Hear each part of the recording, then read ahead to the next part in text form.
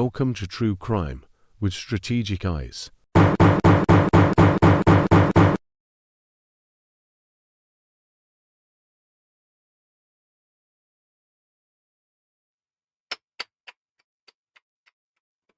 Court is in session, ladies and gentlemen. Strategic back again. Oh man, you guys don't know how many buttons I had to press to get that intro just the way I wanted it, and I pulled it off, ladies and gentlemen. I was like I had octopus arms. I'm like, it still look straight in the camera. I hope you guys had a great weekend so far, man. I'm so happy. It's Saturday. Today's the last day of work. I'm doing a night shift. I had a good night's rest yesterday because I had to change my shift around. So I did a day tour yesterday instead of a night tour because I had grand jury. We got a true bill. Can't tell you about that case, but just know we got a true bill, and that motherfucker is facing some serious felonies. All right, but that's beside the point. So I'm happy because that was a very serious case, and I'm so happy to have seen the look on the victim's eyes when the grand jury came back and said true bill, and they looked at me and said, "Thank you, Strategic. Thank you so much. You don't know how much this means to me. This validates me. This lets me know that everything I said was believed. This is a part of my healing process." That, it didn't break my heart because it was good news. It touched me in my heart. So anyway, but we're not here for that. We're not here for that. I'm sorry, guys. I'm sorry. Guys, I'm so happy to be here. We're going to be doing part dos of our multi-part series. We're looking at anywhere from 4 to 6 parts on this, where we're going to be breaking down the jailhouse phone calls that Stephan STERNS did with whoever. I mean, it's not exclusive to his parents. It's just like that's only the people that really want to talk to him. Maybe other people will talk to him. I don't know. I haven't listened to all of the calls, but we can get through them. I also got word from Aki that Fox 35 has reported in a recent article they have 35 calls. Let me drink. Wow, choking. Great. And today we're not drinking Celsius. We're doing a triple shot from Starbucks, whatever. So my understanding is Fox 35 has 35 calls. They got 35 calls.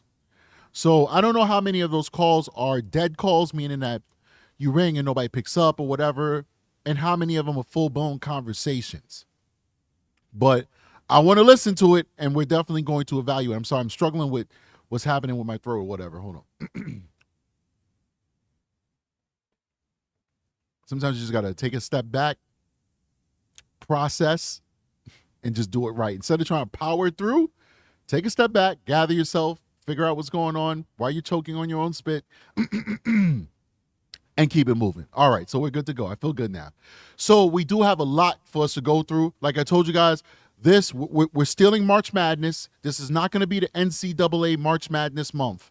This is March Maddy Madness month, or Maddy March Madness. There we go. So this is Maddy March Madness. We're going to be talking about Maddy for the majority of the month. I know we do cover other things. We're going to fit in other shows, but I'm telling you guys right off the gate right now, we will be talking about Maddy for the majority of this month because there's just so much material that we need to go through. All right. So we're still riding high off the fact that the defense attorneys for Stephan STERNS did list True Crime with Strategic inside of their oral arguments during their motions to try and close the courts off to, the media and social media folks like myself. It did feel good. It was great being put up there with so many other creators that they listed, but it was nice hearing True Crime with Strategic. It was nice seeing Stephan STERNS. I don't know if it's just my imagination. You guys know my imagination could run wild sometimes, but when that defense attorney said True Crime with Strategic Eyes, a popular YouTube channel, I saw Stephan STERNS go like this. Strategic is on my ears. I know, I can feel it. He's back there. He's on me. I know. I could have sworn I saw that. Now, some people will say, I didn't see that, Strategic. Maybe something wrong with your eyes. But I clearly saw Stephan STERNS like, oh, my God, Strategic is on my ears. Oh, yeah, we on you, boy. We are on you. Okay, Stephan STERNS, we're going to get justice for Maddy. And like I said before in other videos, and even now, do not hate those defense attorneys. I heard so many comments, people saying negative things about those defense attorneys. I'm not saying this because they called me out. They didn't call me out positively. They called me out because they said, hey, guys like Strategic is talking about this case. We need to close this case off from these people so they can stop putting their 2 cents into the case and messing up the jury pool. So they're not friends of mine, okay? But I understand the Constitution and I respect the process. And you have to understand that it is their constitutional duty to give Stephan STERNS a good, competent defense. And they are doing us a favor more than Stephan STERNS. There's nothing that's going to save Stephan STERNS. Nothing.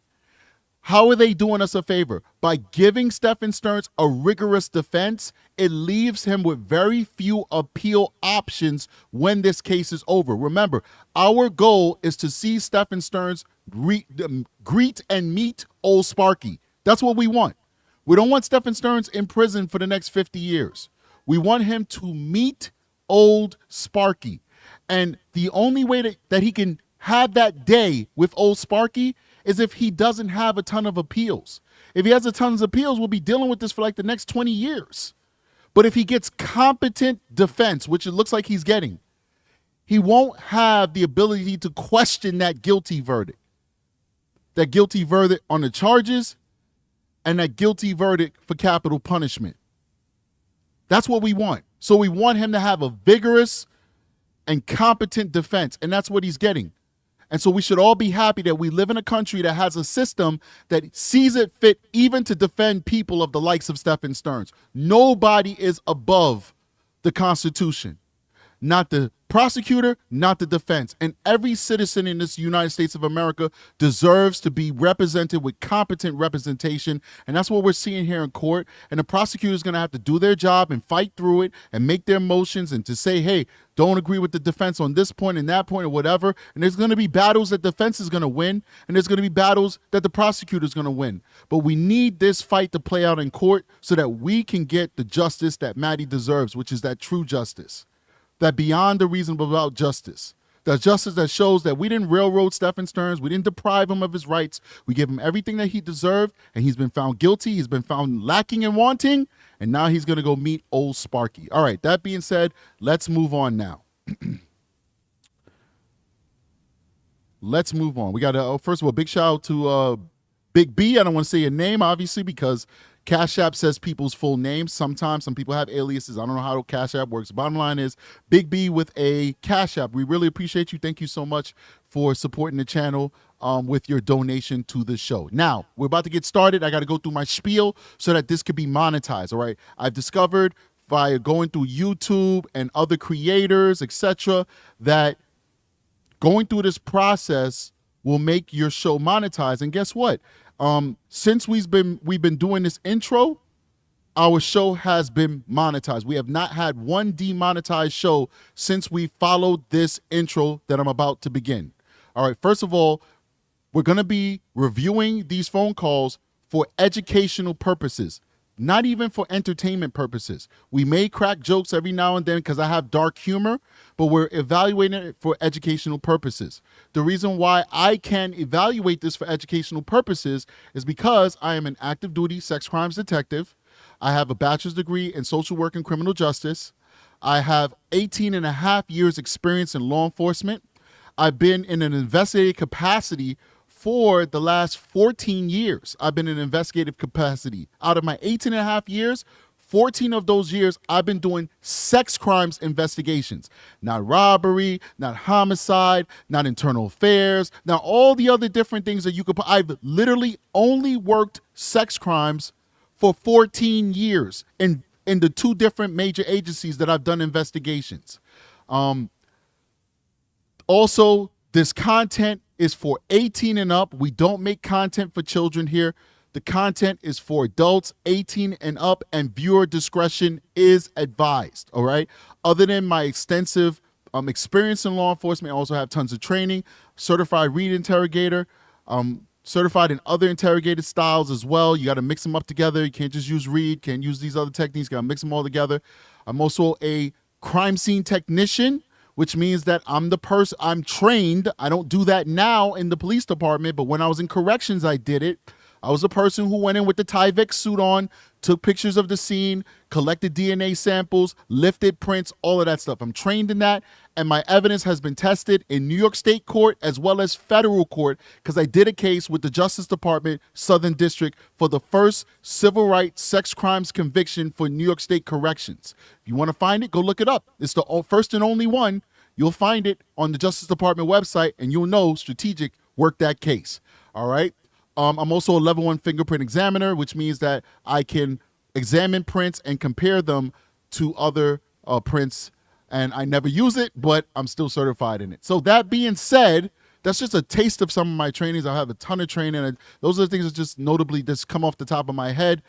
That is what qualifies me to evaluate these calls for educational purposes. Now, that being said, big shout out to everybody who's in the room. Joyous N with a $10 super chat says, thank you for all you do. Let's get started, ladies and gentlemen. Make sure you hit that like button and support the channel. Let me get everything queued up. 3, 2, 1. Let's do it. All right. We're looking at Plunder, by the way. We're using Plunder's video. Plunder has all of the phone calls on her channel. You can go watch it. Make sure without my commentary, even without her commentary. I think for this video, she comments on it for the first 8 minutes. After that, she's silent and she just plays the audio out. So if you want to watch it without my commentary, go on Plunder's channel and check it out on her channel. If you want them completely raw with no commentary, no nothing, just as the police department sent it, you could go on to Plunder's Patreon and she has those audios raw just as she received it from the police department. Her Patreon is very affordable. I think I pay $9.99 a month, $10, and you get access to tons of case material, not just Madden Lesotho, tons of other cases that people are interested in with true crime. She's a wizard with these FOA requests, so definitely go check out her Patreon if you want this stuff. All right, that being said, let's get started. Trying to put himself above me at every opportunity. Yeah. Found out a while back that he was even stealing my possessions and selling them. Like what? Airsoft guns. I mean, my street board went missing. A lot of my Pokemon cards went missing. There's the one missing. All right, people in the chat are asking for my Cash App so they could donate to the show. I just adjusted my screen. You'll be able to see the Cash App at the top of the screen. The PayPal and the Cash App is listed at the top of the screen. And we listened to this already. Let me see if I can move up a little bit to where we get to the next phone call. I think that it's coming soon. And I'm going to call you back in 15 minutes if I can, because we got the 1 minute thing. All right, later. All right, bye. The time is 8:19 p.m. Hey, sweetie. Hey, I'm back. All right, here we go. Yay. So, Who's that? the last 15 minutes thinking about these yahoos. Yeah, worth the time. He's calling, first of all, whoever's, is that his mother that's like, yay? Was that his mother? It's very uncharacteristic of a woman her age, but I mean, I'm not going to judge. I don't want to be too harsh, but I don't know. Is that his mother or is that somebody else? We'll see. But he's calling the prison guards yahoos. He's calling the prison guards the correction officers. I'm sounding like a civilian. I used to be a correction officer. We don't like being called prison guards. We're correction officers. At least when I work with them. Back in the day. Anyway, he's calling the correction officers yahoos. Like he's better than them. Like he's not in prison for what he did to Madeline Soto. But this is interesting stuff. Let's keep going. Can't believe that. Just That's true. all of them that they would try to do this crap. You know, these are the same ones that came to you for help and were always saying what a good friend you were, and you would keep all their secrets for them and stuff. But yet they don't have any secrets of yours. They'll make them up just so that they can make themselves sound big on YouTube. You know. That's his mother. Yep. That's his mother. It's a sad situation when people are that desperate for attention. Yeah. Especially when Sir Lancelot was the one going to community college to learn how to be a computer programmer, and he's the only one who could have set up a network if there ever was one, so forget that. That's bullshit. I'm You know, sure you did it if anybody did it. pays for information and decided he would make some stuff up and get paid on my account. Yep. Whoever paid him ought to get a refund if he fleeced them. They don't care. Do you know how much money they made off of it? To have all this purulent information on you, to have people click on. These people are vultures. They're worse than that. So YouTubers who are covering true crime case, as has been happening on this platform for years, and before YouTube, people wrote books about true crime. We, because I'm a part of them, we're all vultures, but not your son who preyed on a 6-year-old child. In my opinion, this started at 6. But factually, of what we can prove at 8 years old, right? So your son who pecked at the flesh, the metaphysical flesh of this juvenile from at least 8 years old, documented when he decided to pick up his phone and start recording him do the worst to Madeline Soto. He's not a vulture. But people who are talking about his crimes are vultures. Make it make sense, Deborah. Make it make sense. That we're supposed to look at you with deference, that we're supposed to be kind to you, that we're supposed to have empathy for you. When you choose to make your son into the victim, even though he's everything but a victim, he is a rodef. He's a villain. He's a PDF. Yeah, make it make sense. And I just want to know to the chat, is there any evidence that any of these people were paid to do these interviews with those shows that they did them on? Because I never had these folks on my show.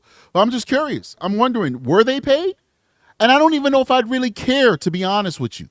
Because this is not a case where we don't have evidence of what Stearns did to Maddie. We know it. We know it. They showed... I can't remember if they showed a still picture or if it was just describing it. But I remember definitely reading about how Stephan STERNS, his grooming process was with Maddie. I remember reading an article where they described his grooming process from this particular instant that they had a video of, where he's telling her, like, hey, if you want to play with the iPad, you got to put it inside of your mouth for 10 seconds or something like that. You know, I don't know if that article was written when these phone calls were made, but I know for a fact that everybody, when these phone calls were made, everybody had the information that there was 1,700 videos and photos of him abusing Maddie and 35,000 CSAM photos that were on his phone for unrelated juveniles. We all had that information. We all had the information at this time while they're having these phone calls that Maddie's body was found inside of that grassy area. We had that information. It's not like the guy is in jail and they don't know this stuff. Deborah knows this stuff while she's talking to him. She knows this. But yet, woe is me. He's still a victim. It's insanity. Big shout out to Towley420. That's a funny name. $10 super chat says, love the channel and thank you for whoever gifted me a membership. Well, you're welcome and enjoy the membership, man. Appreciate you. Jamie MP celebrating 5 months with a membership at the White Shield level. That's a very high level. We appreciate you, Jamie. Says, Stephan STERNS' mom reminds me of Chris Watts' mom, horrendously delusional. I never listened to the Chris Watts conversations. I'm curious now to go listen. I didn't follow the case like that. I'm curious to actually do a show analyzing their conversation because people keep saying that. And these, I don't know Chris Watts' mother said, I don't know what she says, but what I'm hearing now is just horrendous. It really is horrendous. But let's keep going. Oh, yeah. Because they don't wait till you're dead to feed on you. Yeah. Well, anyway, how you doing? I'm hanging in there. Keeping up as best as I can. Did a little bit of exercise today. Good. Push-ups, crunches, squats, leg lifts, whatever. Whatever you can do. Well, see if you can ask somebody about the book order and see, I don't know how long it takes to have these items delivered, but I don't know. We haven't gotten any indications that they've been returned, so they're in the system, so I don't know how long it takes for you to get them. Yeah, I haven't gotten any indication that they've been returned either, so still waiting to hear on that. But, been praying a lot. Good. And, He hears you. Listen to how Deborah STERNS sounds. And this is not me throwing shade at her, because she's supposed to sound like this. Listen to how she sounds. How does she sound? She sounds like an older lady, right? That's no shade. She's supposed to sound like that. She's an older lady. That's exactly what she is. Listen to how Stephan STERNS sound. Doesn't he sound like an old lady too? I'm wondering, does he do this on purpose to garner sympathy from people? Or is this really how Stephan STERNS talks? Does he normally talk like an old lady? Or is he doing this to get sympathy? Because I think Stephan STERNS is extremely manipulative. I think him and Jen Soto were two peas in a pod. They were both extremely manipulative people who even manipulated each other consensually. That's even a thing. I feel like he might be purposely putting on this tone in order to get sympathy, because he understands that his parents are his only lifeline. And he can't get nothing done without his parents. He made no friends in this world. He was a loner. All he had was was Jennifer Soto and his victim. That's it. And I did not call Jen Soto his victim. Jen Soto was not a victim, in my opinion. All he had was Jen Soto and his victim. That's it. And so now he's in big trouble. There's nobody who's going to hold him down but his parents. And I think he's purposely sounding so meek, feminine, dejected, in order to garner that sympathy from his parents. Let's keep going. God hears your prayers. We've been praying for deliverance as well, but I don't know. Well, Proverbs shows you how to live. Romans shows you how God forgives. So those are the two I would look at. I've been praying to him to deliver me from all this and give me a chance to get my life back on track, but there might be some kind of slim chance that I don't want to talk about it. I don't want to jinx anything or get anybody's hopes up. But I'm going to try. Worth a try anyway. Well, they need to get her out of the hospital where she can be interviewed by the police. They need to bring all her family in, all those bitches. They were sitting there at the grandmother's house calling 911 and being ugly to 911 operators. Wait. Did she just call Jen Soto's family the B word? I got to go back a little bit because it's a little muffled on my end. And wow, like she's got a potty mouth and her anger is misplaced. Big shout out to Angela. Angela says, with a $5 super chat, says, do you think Stephan wants his birth certificate to sell his identity? Maybe other prisoners told him to do that to make money. I have no idea. I highly doubt it. Yeah. I don't know. But I doubt that prisoners are talking to Stephan STERNS and giving him advice. I mean, he's like the most high profile. First of all, he's not, I don't even think he has access, maybe now, but back then when these calls were made, he was segregated. He didn't have access to other prisoners like that. But I've never heard of that before. And I worked in a prison system for 12 years. Never heard of any of them selling their identity to make money. And, you know, in this day and age when all of our information is out there on the internet, has already been hacked from government systems, from corporations, nobody needs to do that anymore. You want to get somebody's identity? There's a ton of places on the dark web where Stephan STERNS used to like to live, on the dark web, where you can get that stuff for pennies on a dollar. All right, that being said, I put it back a little bit. Let's see if we hear what Deborah says. Good. He hears you. God hears your prayers. who've been praying for deliverance as well, but He's playing for I don't deliverance. know. Well, Playing Proverbs shows you how to live. for deliverance as well. I don't know. Playing for the deliverance. Oof. Romans shows you how God forgives. So those are the two I would look at. I've been praying to him to deliver me from all this and give me a chance to get my life back on track, but Give me a chance to get my life back. Dude, this guy is delusional. Give him a chance to get his life back on track. Maddie is gone. You unalived her, and you should get a second chance. Let's keep going. there might be some kind of slim chance that I don't want to talk about it. I don't want to jinx anything or get anybody's hopes up. He said there's a slim chance. I'd like to know what that slim chance is that he feels he can maybe get away or mitigate what he's going through right now.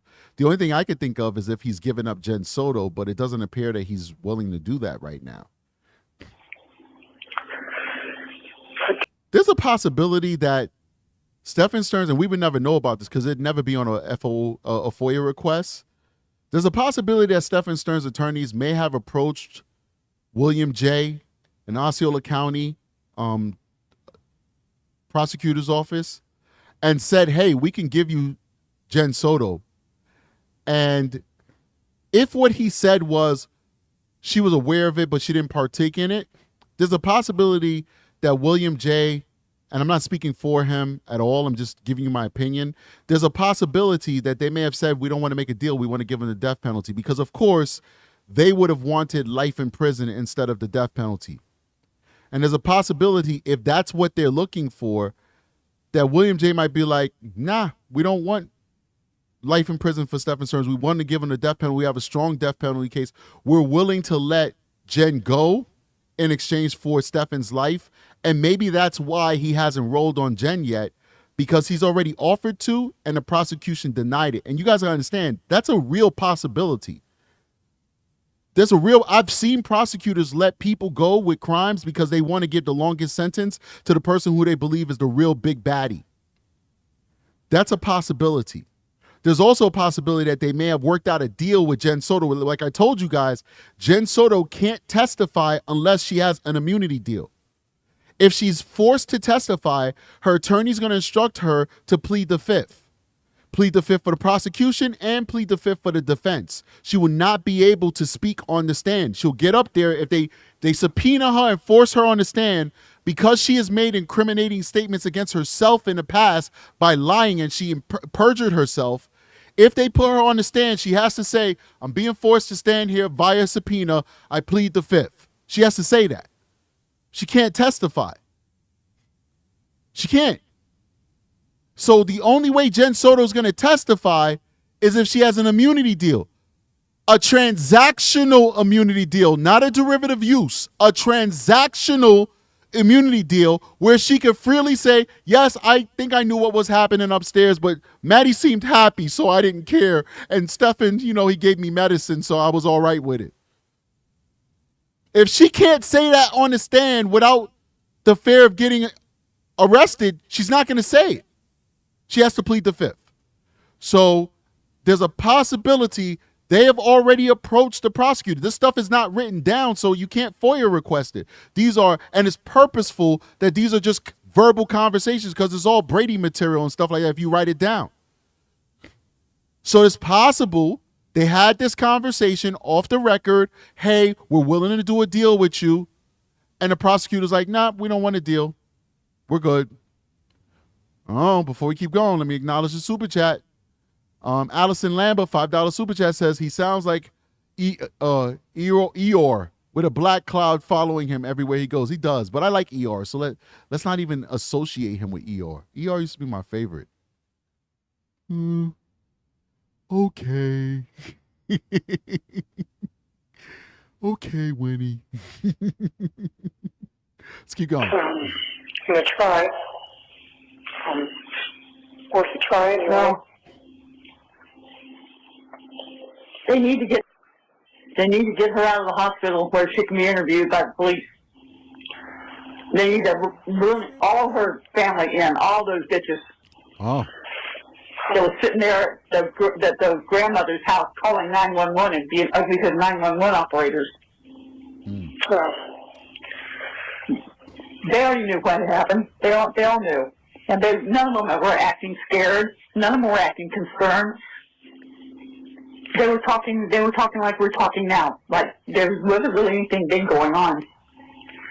Well, I wouldn't get security. Oh, so you acknowledge that you're talking like nothing big is going on after the fact, when you know for a fact that your son ended this little girl and abused this girl for years, for 7 years possibly. And you are talking right now like it doesn't matter. Like the only thing that matters is Stephan. So even if what she's saying is true, which is not, she's just as bad as the people that she's damning right now. She's just as bad. Now, what she's talking about is, number one, first of all, most kids that go missing, they end up coming home safely. This is a matter of hours after Madeline went missing. The whole family's there, but they're not crying and stuff because they don't know what happened. She could show up at 8 o'clock. It was like 6, 7 o'clock. But they did get an attitude with 911, and the reason why they got an attitude with 911 is because they called 911 multiple times and the police never showed up. And part of that is due to the understaffing of our police forces in America. They don't have the boots on the ground to respond to these cases in a timely manner. They were waiting for hours for the police to show up. You wouldn't get upset either? You wouldn't be pissed off? I'm on a job, and one time I got into an accident, and I'm waiting there. I called 911. I was like, what the hell is going on? What's taking so long? I know how this job go. Them dudes is bullcrapping. Tell them to get their ass over here. I said that. So, yeah, come on, man. You wouldn't be mad if you're looking for your granddaughter, your niece, your cousin. You're calling 911 multiple times and police aren't showing up. And then what ends up happening? It ends up being the worst, right? It ends up being one of the most notorious unaliving and abuse cases in the last 10 years.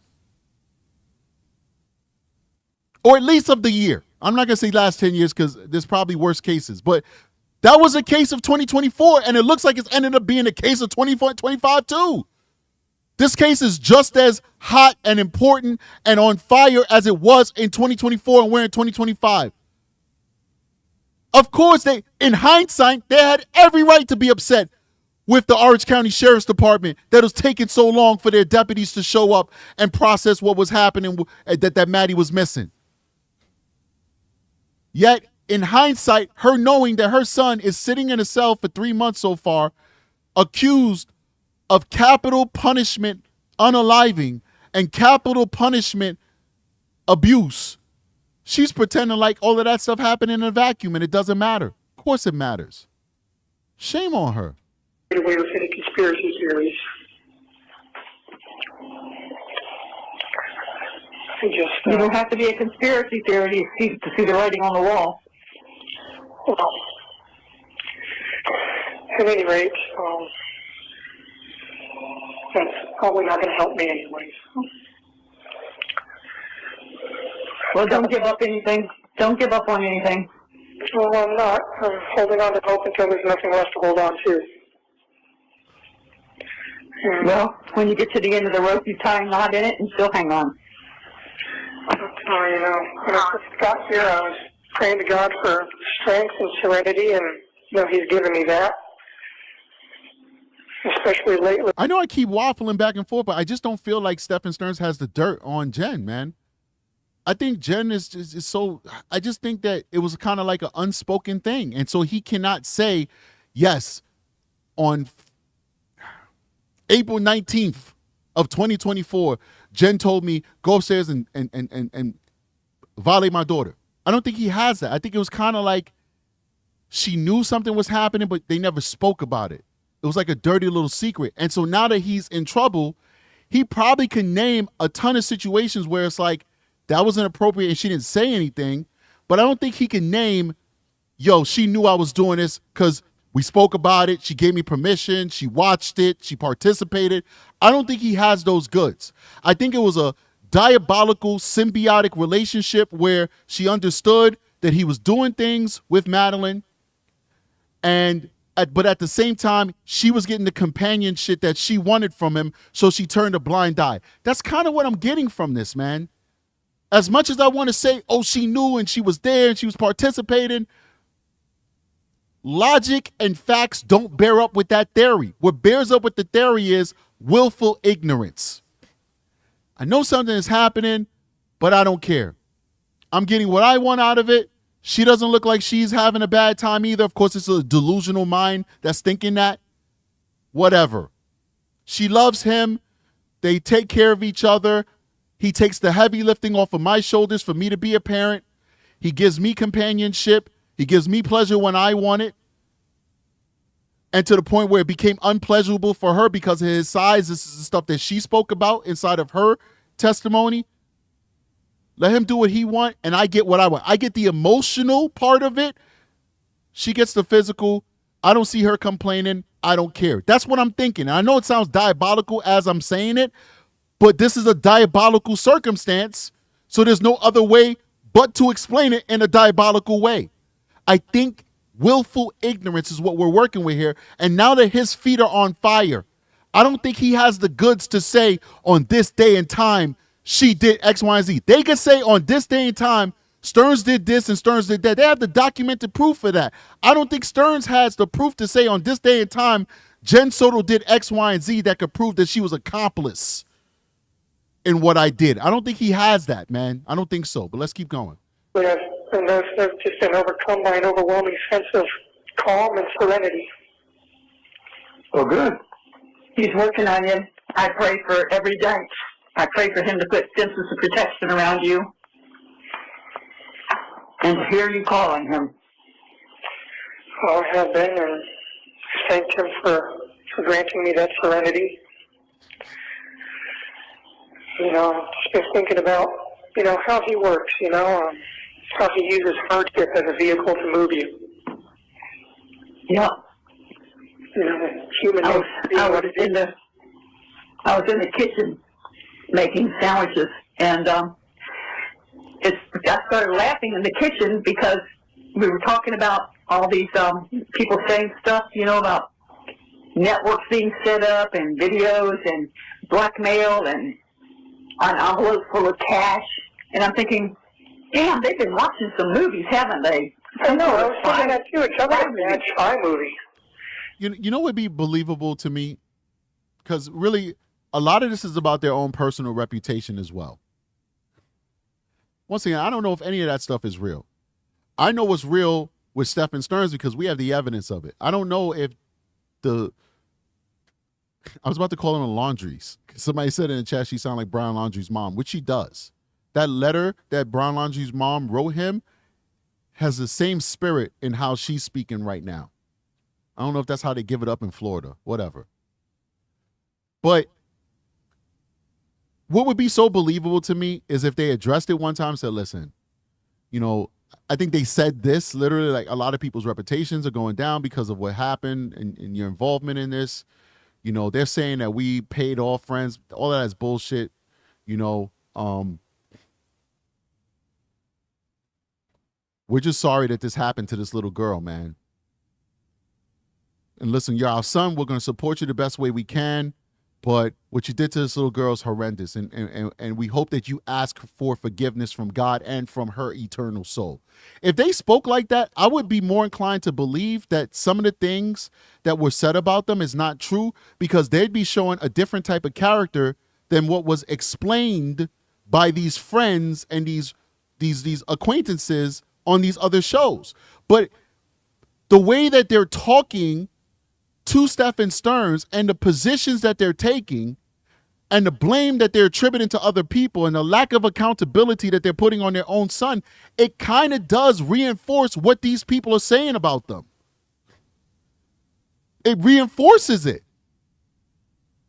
Because look how you're talking, Deborah. Look how disgusting you sound in the way that you're speaking with this son of yours. And look what they're saying about you. It sounds like you have the character to do exactly what they're saying.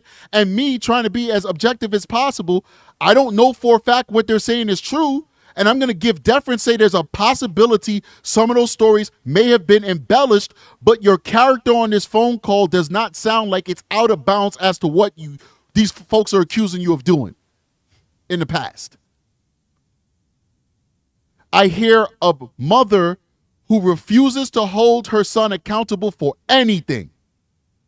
Doesn't that sound like a mother that might possibly try and purchase people's silence if they had damning evidence on their son?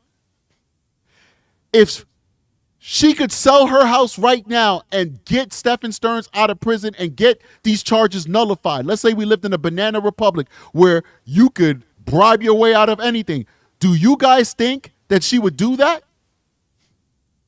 How many of you in the chat, if you knew for a fact that your son did what was done to Maddie, if you got to sit down at a computer and watch all 1,700 of those videos and pictures, you could not turn away. You had to watch them from beginning to end. For each photo, you had to look at each photo for 10 seconds before you move to the next photo. And for every video, you had to watch it from start to finish before you move on to the next photo or video. You had to go through all 1,700. How many of you would purchase your son's freedom without no treatment, no justice, no nothing? Purchase your son's freedom so they could go back out in the world like nothing ever happened, if you could. And how many of you would actually hold your child accountable for their actions by letting them stay within the criminal justice system? I would let my child stay in the criminal justice system, even if that meant them losing their life, because I believe in justice. What would you choose?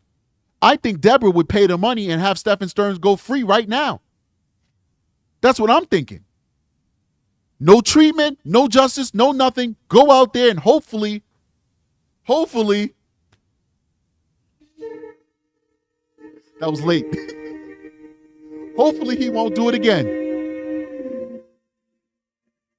She would just pray and pray that he would not do that again. I want to leave a poll for that. But she sounds like she has the character to do the things that these people are accusing her to do, even though I want to give her deference and say maybe it's a possibility she didn't. But let's keep going. But I'm going to put a poll in because I want to hear what you guys think about that. I know. If you go to the house to pay them off, why would you have bothered putting the cash in a manila envelope if you were going to be inside the house? Who knows? But then the other one is that I went to a restaurant and slid it across the table to them. I know. Like, what is that? Why not both payments at the house? Wouldn't that have made more sense? Well, none of it makes sense, and I keep telling Chris, I said, why can't I just offer to go take a lie detector test and put all this to bed? But you know. And if you're going to bring a large amount of cash, why would you take it out of the bank envelope to put it into a big manila envelope just to take it inside to a house and hand it to somebody? Why would I give it to those wads of bubble gum anyway? They have the mental capacity of a 2-year-old. He was a terrible liar anyway. He lied about big things. He lied about little things. He lied to women all the time. He lied just to, I don't know, make himself seem cooler or maybe gain more acceptance. But he just lied. He was one of those people that lied for no reason. It's like, buddy, you don't have to lie. Like, we already lied to you. You're already our friend. There's no need to lie or build yourself up, you know? Because they're a habitual liar, and it's hard when you're a liar to keep the truth straight because you change it every time you tell somebody something. I don't know. I just used to laugh it off and dismiss it. Yeah, well, it's weird. Just some weird. They're so weird. I don't know. Yeah. Whatever. He was probably counting his money, walking away laughing, saying, "Thank you, Stephan." Yeah, probably. Just these people have they don't have a moral compass. They have no conscience. They have nothing redeeming about them. I'm sure God can find something, but He's going to have to dig. Well, and I don't think they're looking to Him for anything anyway. So they definitely didn't have any honor or integrity. Honor. That's one of the reasons I ended up cutting them They're out. talking about honor and integrity, ladies and gentlemen. Honor and integrity. The audacity of these two folks to talk about honor and integrity. Let's keep going, man. For my life.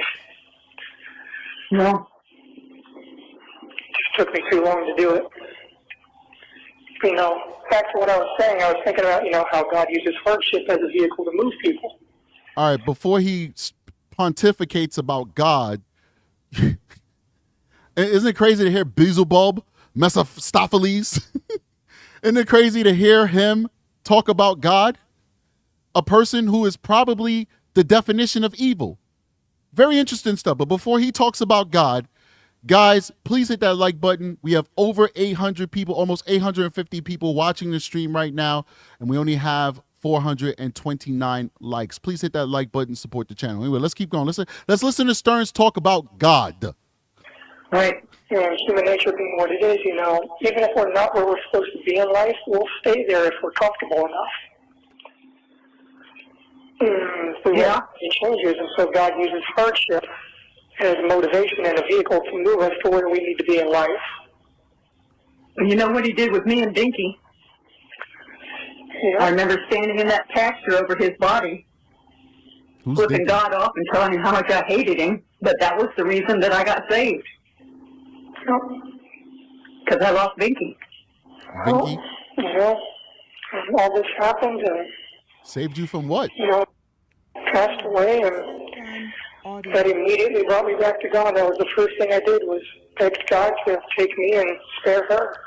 I mean, for all my Christians who are in the room, do you guys think that she's saved? Does she talk like a person who's saved? Is she using the word appropriately?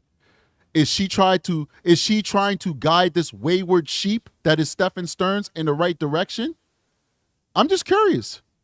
I'd like your opinion. Is she a good Christian? Does she sound like a good Christian right now, talking to this pedophile, PDF, I can't even say it right, PDF, unaliver, and not holding him accountable for the choices that he made? You guys tell me. I'm here to learn from you as well.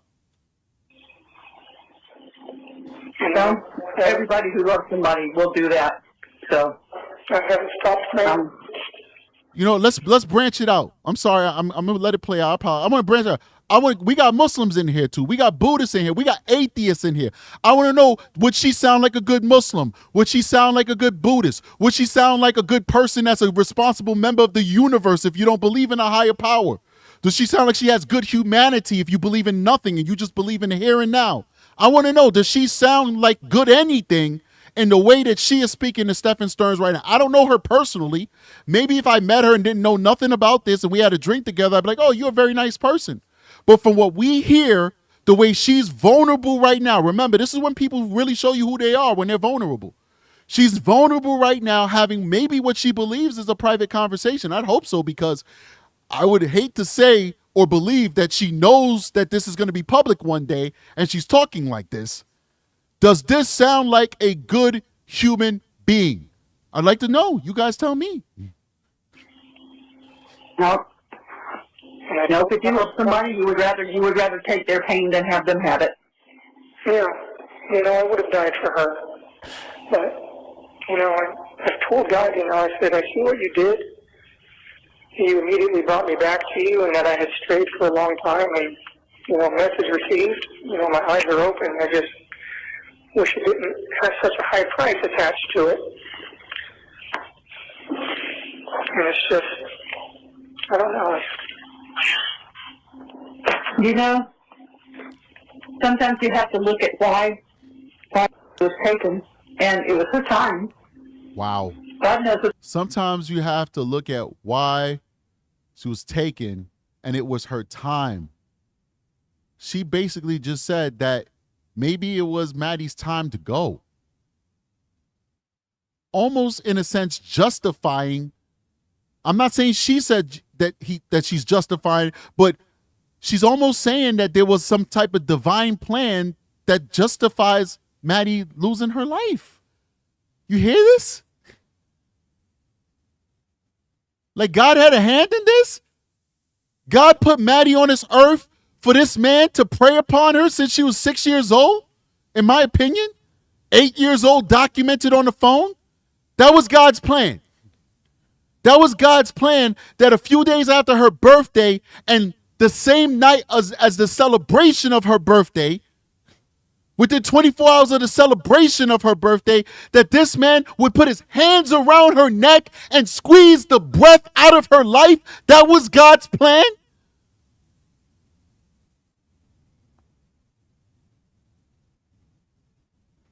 What's going to happen to you when you're born. He knows every moment of your life that's coming.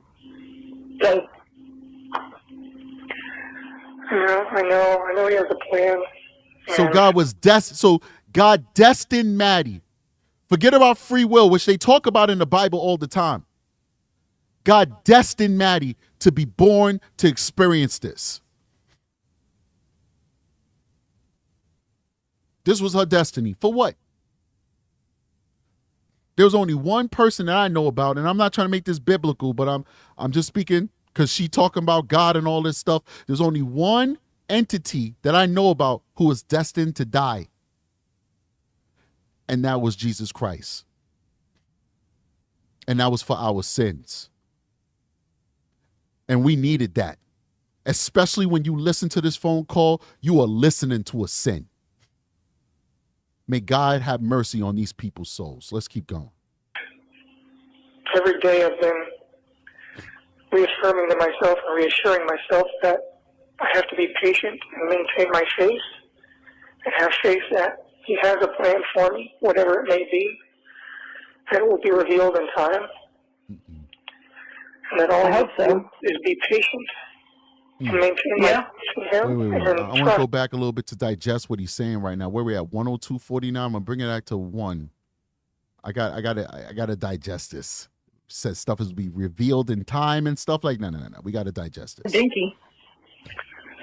Yeah. I remember standing in that pasture over his body, flipping God off and telling him how much I hated him, but that was the reason that I got saved.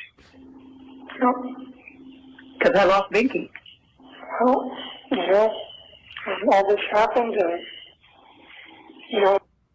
passed away, and that immediately brought me back to God. That was the first thing I did was beg God to take me and spare her.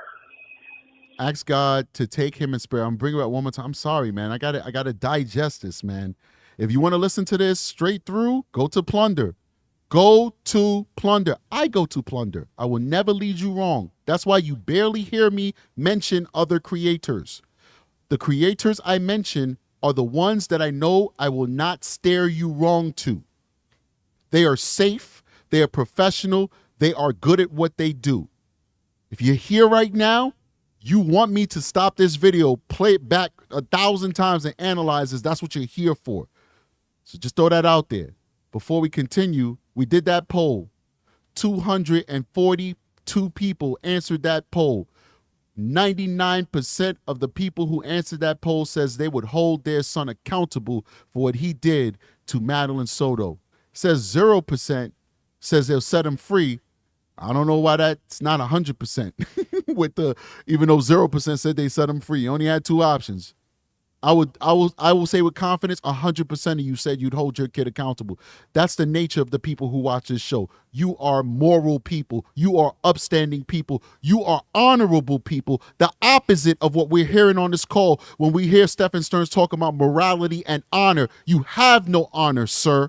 The people in this chat have honor. Anyway, let's bring it back. Let me hear this again. Yeah, he changes, and so God uses hardship as motivation and a vehicle to move us to where we need to be in life. You know what he did with me and Dinky? Yeah. I remember standing in that pasture over his body, flipping God off and telling him how much I hated him, but that was the reason that I got saved. Because I lost Dinky. Well, all this happened and, passed away, and that immediately brought me back to God. That was the first thing I did was beg God to take me and spare her. And everybody who loves somebody will do that. So I haven't stopped praying. Everybody who loves somebody would do that. I know if you love somebody, you would rather take their pain than have them have it. Yeah, I would have died for her, but I told God, I said, I see what you did. You immediately brought me back to you, and that I had strayed for a long time, and message received. My eyes are open. I just wish it didn't have such a high price attached to it. God brought him back. He had strayed from God, and God brought him back, but there was such a high price for him to be brought back to God. Like he's a saint or something. He is so important that God had to sacrifice Maddie to bring him back to God, to bring him back to Jesus. God ordained that Maddie should be sacrificed. Maddie should be sacrificed so that he could come back to Jesus. That's how important Stephan STERNS is. Oh, hell no. Wow. This phone call is wild. This phone call is wild. I didn't know it was going to be this crazy. I didn't hear this. This is my first time hearing this. Let's keep going. It's just, I don't know. You know, sometimes you have to look at why it was taken, and it was her time. It was her God knows what's going to happen to you when you're born. He knows every moment of your life is coming. So, Yeah, I know he has a plan. He does have a plan. He does have a plan. God did not ordain Maddie to be unalive by this man, but I'm telling you what he did ordain, and maybe I'm talking out my butt now. Maybe I'm channeling my own Stephan STERNS Deborah conversation. There is a sacrifice that will be made that is ordained by God for the rest of us. And that sacrifice is going to be Stephan STERNS. When he meets old Sparky and we get justice, that's going to prove as a deterrent for any other PDFs out there who think they could do what was happened to Maddie and get away with it. He's going to be that sacrifice that's going to let them know, think twice before you do that, because we're going to come for you. So there's a sacrifice that's going to be made eventually, Stephan STERNS, but that sacrifice is going to be you, my friend. Let's keep going. Every day I've been reaffirming to myself and reassuring myself that I have to be patient and maintain my faith and have faith that he has a plan for me, whatever it may be, that it will be revealed in time. And that all I have to do is be patient and maintain my faith in him and trust. well, you got to trust him. You got to maintain your sanity. You got to maintain your cool. And like Xavier told me, when he was in jail, the only thing that saved him was trying to keep a sense of humor about the situation, even though it was terrible. I don't have much of a sense of humor anymore, to be honest. A very large part of me died when she did. Well, I'm not the same person anymore, and I don't think I ever will be. There's some wounds that just don't ever heal. Well, I'm assuming that they are treating you for PTSD because you found the body. What? Not to mention everything else that went along with that. No, not treating me for Are you kidding me? Deborah STERNS believes that he should be treated for PTSD because he found the body. She's saying he's the victim. He should be treated for PTSD. Wow. Oh, this is very disappointing, man. This is very disappointing. This is very disappointing. This is why I don't do interviews with like victim family. I mean, not victim, but like perp families and stuff like that. That's why I was very hesitant and I decided not to move forward with interviewing these folks. This is not good. This is terrible. Hit that like button, people. Hit that like button. for anything except my blood pressure. Well, they need to do the PTSD because you're not sleeping. Well, you know, it's I keep telling myself that I have to maintain my faith. Without faith and trust in God, I have nothing, and therefore I'm keeping that, you know? Well, just remember that not everybody knows who God is, and not everybody who's walking around is not a demon. Some are demons.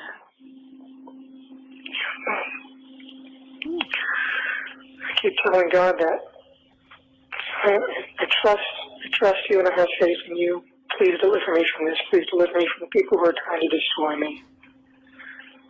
People And are I trying just want to see my parents again. I just want to Well, see we'd like to see you too. Oh, no. It's been No. I understand what's happening here. You guys don't see what's happening here? We are getting animated. Well, at least I'm getting animated. I can't see you guys. You guys can see me. We're getting animated for no reason. I'm going to tell you why we're getting animated for no reason. He's lying. He's putting this act on for his mother. All I want to do is see my parents again. Stephan STERNS didn't give two craps about his parents. Stephan STERNS did not care about his parents one bit. I know it. You guys know it. We've all seen this together. We've all followed this case together. He didn't care about his parents. When he was spoken to by the detectives, they didn't even elicit these facts. He basically made them look like they were senile and out of their minds, and they couldn't hear and they couldn't see, and they walked around bumping into the walls with dogs pooping all over the place. And we all know that that is the total opposite as to how these people are physically and how they live their life. He's talking in a way that's going to give the validation to his mother that she seeks so that she could continue to support him. He doesn't believe this. He knows his mother is a Bible thumper, so he's talking religion in order to, the $50 on the commissary, guys. That's why. The $50 on the commissary. Big shout out to Jill Corby with a $2 super sticker. And we got another one here. Kayla P, $9.99 super chat says, we're coming for you, Stephan. We are. We coming for you, but I got to add, we coming for that arse. We coming for that arse. Let's keep going. I see the strategy now. I see the play. Been awfully quiet without you. How can you say that with the dogs? What? I asked your mother, I said, how can she say it's been quiet with the dogs? Well, relatively, I guess. But, Well, yeah, I mean, nobody to say, hey, are you making ramen? yeah, that ramen was a big hit. Even with, I used to remember she would have such a mischievous little evil smile on her face when I made a fresh bowl of ramen, and she'd try to bite and then steal the rest of the bowl and walk away while staring evil looks and smiles at me. I miss that. No. Oh, she was a very special child, and I wish this had not happened that way, and I wish a lot of things had not happened the way they happened, and you know what I'm talking about? Wait, did she say that she was a mischievous child? Let me go back. I want to hear what she said. Well, yeah, hold on. Real quick, Jill Corby with another $2 super sticker said, we had to send Stearns to Electric Avenue with a song. That's an excerpt from a song. All right. Appreciate you. Let me hear this. Did she just say that Maddie was a mischievous child? I don't want to misquote this lady. Let me see. And if she didn't say that, I apologize. Let me hear this. I mean, nobody to say, hey, are you making ramen? Yeah, that ramen was a big hit. Even with, I used to remember she would have such a mischievous little evil smile on her face when I made a fresh bowl of ramen. All right, he said a mischievous little evil smile. That's not bad. I'm not saying that. So maybe my brain put that with what Deborah says, but I don't think she said. People in the chat are saying special, but let's keep listening. Try to bite and then steal the rest of the bowl and walk away while staring evil looks and smiles at me. I miss that. I miss that. No. Oh, she was a very special child. Okay, she said a very special child, not mischievous. A very special child. So I stand corrected. I apologize. Let's keep going. And I wish this had not happened that way, and I wish a lot of things had not happened the way they happened, and you know what I'm talking about? Yep, me too.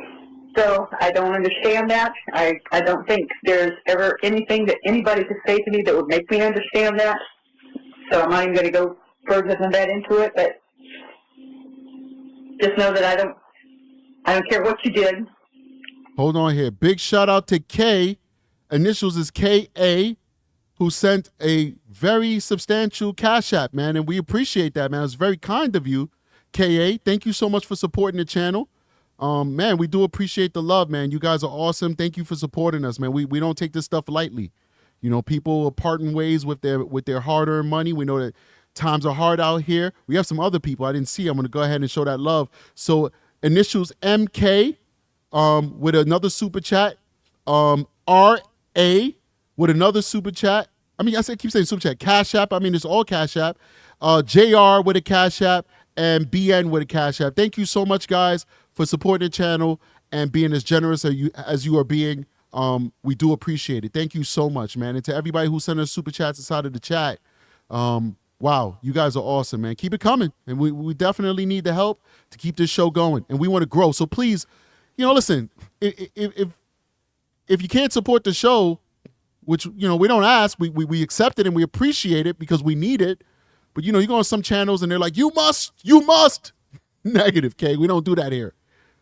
But if you want to support the show, but you can't support the show, what you can do is hit the like button and you can go into the chat and say something because all of that is engagement.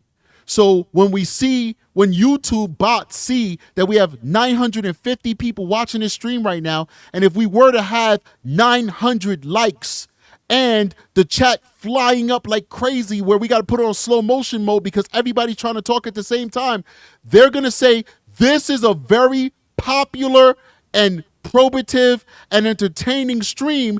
Let's go ahead and put this on the recommendation page. Now, when it gets on the recommendation page, as soon as somebody opens up YouTube, they're going to see True Crime with Strategic. They're going to click in. They're going to see what we're doing in here, the special work that we're doing in here. They're going to subscribe. And guess what? The show is going to grow. And that's all we want, is for the show to grow. So if you can't do anything else, just hit the like button and say something in the chat. That's all we're asking for, nothing else. And if you're not a talkative person, if you're working out, it takes nothing to say, hi, chat. It takes nothing to say, I'm listening from Chicago. I'm listening from Atlanta. I'm listening from Italy. It takes nothing to say that and nothing else. You don't even have to come back and say anything else.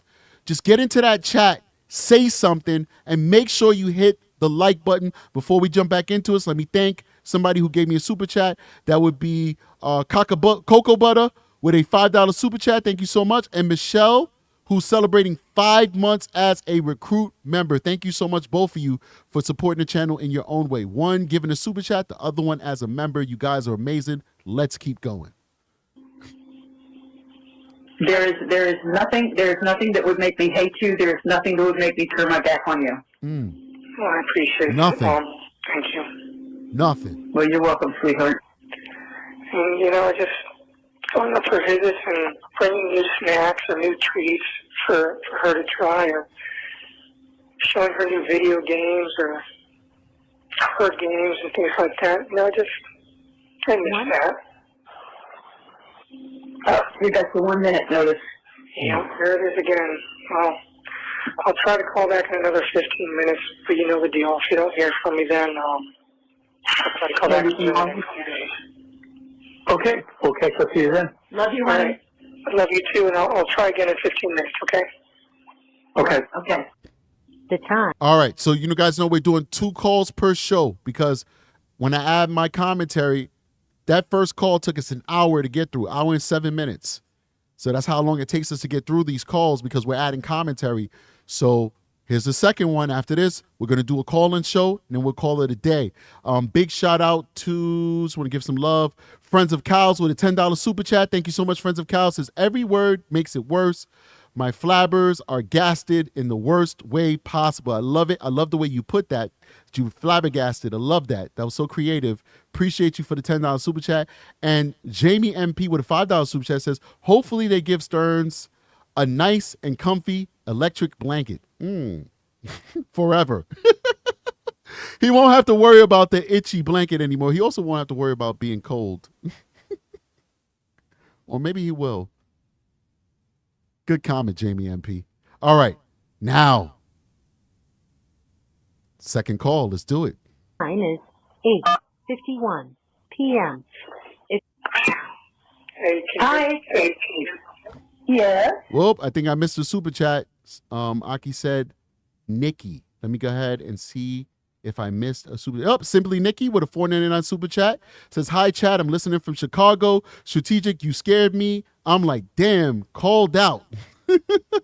Thank you so much, man. I appreciate you, Simply Nikki, for actually taking the time to come in and saying something. I see people in the chat, people saying, I'm cleaning. They put the broom down to say, hey, I'm cleaning. I'm showing love, to give us that engagement. Another person, I'm putting on my makeup. They put that blush down to take the time to shout us out and let us know, hey, I'm here. It's all we're asking for, that engagement and the like button. Thank you so much, Nikki. Now, call number 2. okay. Anyway, yeah, just getting back to what I was saying, just faith and trust, and, message received. I guess if there's one thing that we wish for, is that you had come to us sooner. That you had come to us and let us know what was going on. Well, unfortunately, I was suffering from a bit of cowardice. Yeah, but hindsight's always 20/20, and can't do anything about it now. But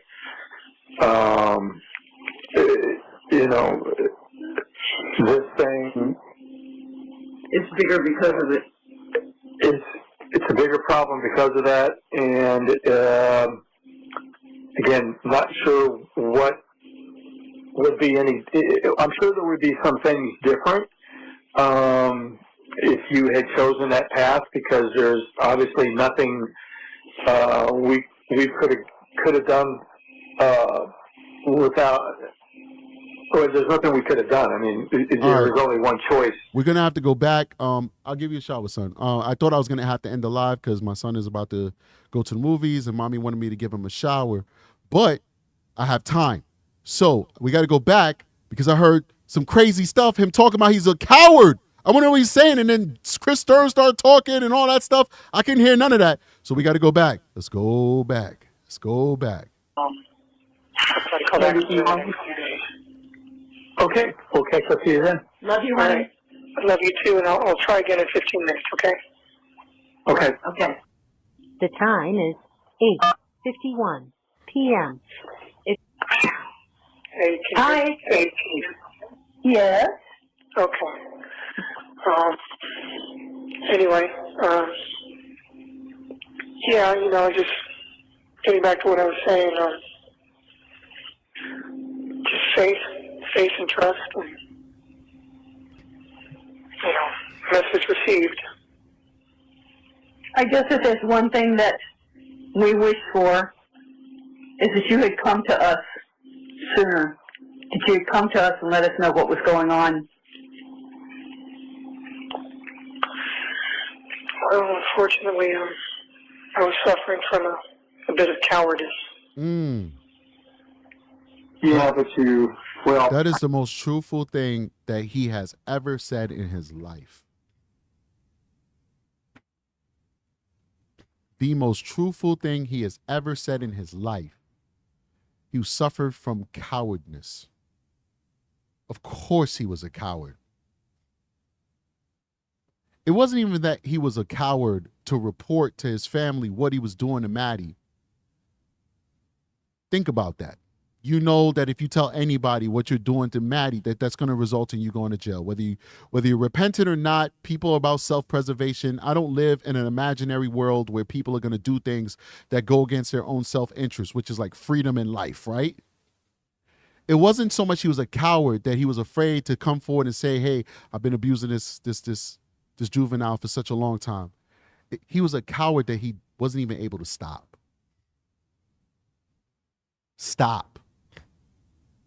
He continued abusing her until the very end.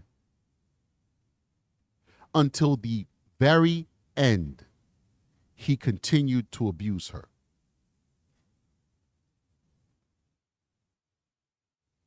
Him calling himself a coward is the most honest thing Stephan STERNS has ever said in his entire existence. And that says a lot for a man who's 40 years old. Let's keep going. Hindsight's always 20/20, and can't do anything about it now. But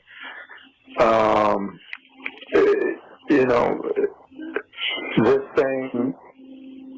It's bigger because of it. It's a bigger problem because of that, and again, not sure what would be any. I'm sure there would be some things different if you had chosen that path, because there's obviously nothing we could have done without. well, there's nothing we could have done. I mean, there was only one choice, but you know, we could have talked our way through this. I mean, the phone call that you made to me earlier in the afternoon, if you had at least shared that, you know, we could have talked our way through that and figured out a much better solution than whatever was basically whatever you guys came up with.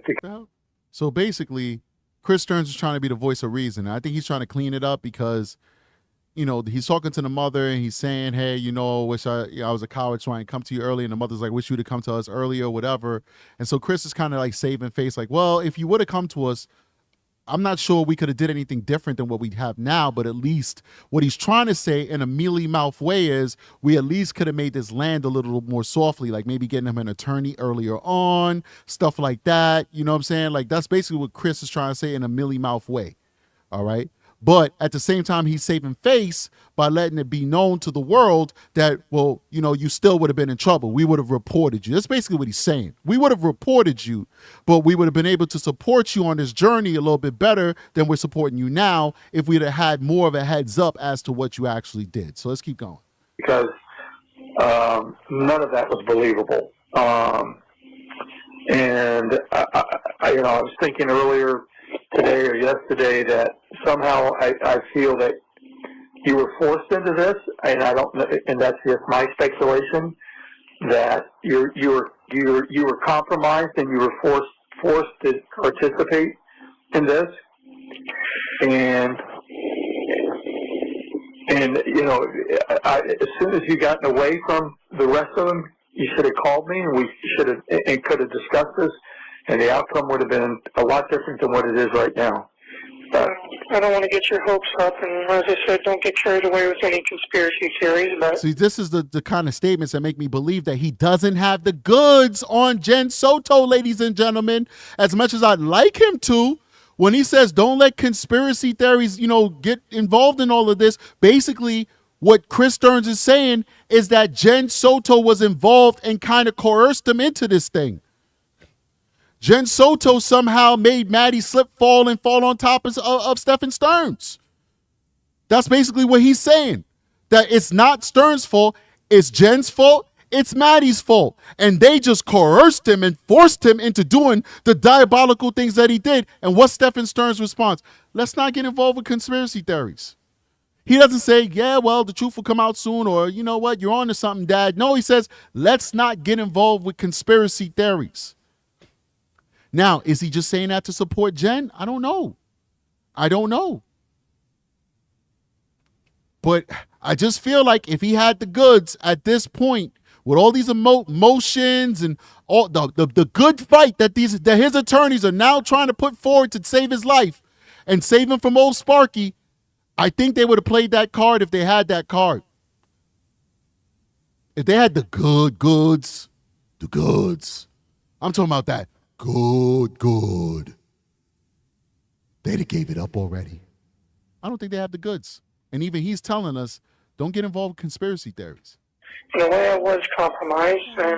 You know, when all that stuff was happening, I was not in my right mind anymore. He said he was compromised and he was not in his right mind. He's basically putting the blame on himself now, which is good. Accountability to a certain extent. Of course, he's deflecting, saying he wasn't in his right state of mind. That's a subtle deflection, but nonetheless, he's not saying it was Jen Soto. He said, I was compromised and I wasn't in my right state of mind. Well, I understand that, and that's when you probably should have just called me and said, hey, I've got a bit of a situation here. And that would have been a rational thing to do, but at that point I was no longer capable of rational actions or thoughts. Yep, I understand. Yep. Incapable of it. I had no control over my faculties anymore. It's like the motor was running, but there was a screaming chimpanzee behind the wheel. Yeah. I understand that. I don't understand lack of emotion. Yeah, I don't know. I mean, it wasn't like she was catatonic. She was talking in a normal voice, you know. The only thing that showed any emotion at all was jiggling her leg, but she did that anyway. So Yeah, I just just, anxious. yeah, she was anxious because she was lying to her teeth. That's okay. Don't get your hopes up for any conspiracy theories or vast conspiracy. There we go. Once again, the mother's talking about the testimony that Jen Soto gave to the police that we all saw. Even they saw it. And she's describing how she felt that Jen Soto was lying through her teeth. She's describing the physical characteristics, the tics, the tells that Jen Soto was giving up inside of that interrogation room with the leg shaking and all that stuff. You guys remember we listening and people like, what's that sound, Strategic? What's the sound, Strategic? The sound is her leg vibrating on the ground. And what does Stephan STERNS say? Don't get your hopes up for any conspiracy theories or vast conspiracies. Don't get your hopes up. Doesn't sound like somebody that got the goods to me. Either A, he doesn't have the goods, or B, he is on protect Jen Soto mode to the extreme. Because it doesn't sound like he's got the goods to me. Let's keep going. It's just understand that anything I did was not done while being within my rational mind. I had snapped at that point. And this is a confession here, guys. This is a partial confession. I mean, I've spoken about this before, and you got some knuckleheads who's like, well, what do we need any of that for? We have the pictures. Well, guess what? Maybe this is not your thing. This is the justice system. And in the justice system, we want all the evidence we can get. So if you're watching true crime, you're supposed to respect the justice system. You're supposed to want to understand how we do business, right? That's why I'm taking the time to talk to you. I want you to understand how we do business. So if you want to operate on emotions, then you need to go do something else. This is for rational people who want to understand the justice system. We want every piece of evidence. Having the pictures is never enough. It might be enough to get you convicted, but it's never enough for a detective, and it's never enough for a prosecutor. It's not even enough for a defense attorney. Defense attorney wants all discovery. Everything that's probative, all Brady material. So even though we have him dead to rights, we still want more. He just gave a partial confession just now. One of many partial confessions. Just like how he put himself with Maddie's body. He said he was the last one to see her go to bed, and he was the first one to discover her dead in the house. He had never, ever, ever admitted to Maddie being dead in his presence. But guess what? He did that on the phone. That's a confession. He said she was cold. He discovered her at dawn. That's a massive confession. It just adds to make sure that he gets life with capital punishment on the end. I was about to say life in prison. I stopped myself because I don't want to put that out there into the universe. I want him to get the death penalty. That's what we want. And people say, oh, what does it matter? It matters. Nicholas Cruz. It matters. Nicholas Cruz was supposed to get the death penalty. Instead, he got life in prison. Why? Because people will ever look at his past and said, oh, he had a tough life. You hear these? I played the video with the jurors. Oh, he had a tough life. He had a tough life. His mom passed away. He is a foster kid. And oh, he had a tough life, so we didn't give him the death penalty. What's to say that this jury on Stephan STERNS is not going to say, oh, he had a TBI. Don't give him the death penalty. Oh, he was with Jen Soto, and anybody who would be in a relationship with Jen Soto, they deserve deference. Don't give him the death penalty. For the simple fact that he shared a bedroom with Jen Soto, don't give him the death penalty. Somebody could say that. I might be tempted if I'm on that jury to say, wow, he was in a relationship with Jen Soto? Yeah, I'm not sure if I want to give him the death penalty. I'm just joking. I'm really just joking. Oh, hell no! So that's why we got to get every single piece of evidence so that we can make sure that he gets his coming up in gets what he deserves. Keep going. And I wish I had done the correct thing to begin with. You know, I wish I had run downstairs and shaken her awake and called 911 and all that. And deserved Well, I wish you had too. I wish you had too. Maybe she could have been saved, but she was beyond that. Okay. She was You beyond know, when that. someone's that ice cold, and Guilty knowledge. She's telling us right now she was someone's that ice cold. Are we going to get to 1,000? 998 viewers right now. When we get to 1,000, tell your friend to come on the stream. We're at 1,010. We got to do this. We got to celebrate. Thank you so much for the 110 people who are watching this stream right now. Big shout out to Sonny the White Moore, $5 super. It says, I wouldn't be surprised if Stearns was trying to blame Maddie for starting the essay as well. A lot of PDF files blame the juvie for seducing them. He's already done that, and we've covered that. Absolutely. Good comment, because he's already done it. She was in a different part of the house? yeah. She wasn't with you? Well, she had gone to be with me earlier in the night, but I left her alone for quite a while I was sort of just walking around and, you know, haunting around the house like I do. Wow. You know, sometimes I go out for walks at night, or I just sit on the... So he said that she started the night out with him, but then he left her. But is he insinuating that she left as well? I don't know. That sounded kind of wonky to me, but let's keep going. I'm not going to go back, but let's keep going. But basically what he's saying is he wasn't with her the whole time, but let's keep going. Couch and just fiddle around on my phone, or just, you know, I don't sleep well at night, especially when I've got to be up early and do something the next day. Yeah. And that was the case. So every time I realized anything was wrong, it was She was in a different part of the house when you found that out? she was still upstairs. Oh, she was upstairs. Okay. Yeah, I left her alone there. Oh, okay. I had gone downstairs for a while, and by the time I realized anything was wrong, it was just far too late. You know, she'd been gone for a while. So is he implying that she passed away in her sleep or something?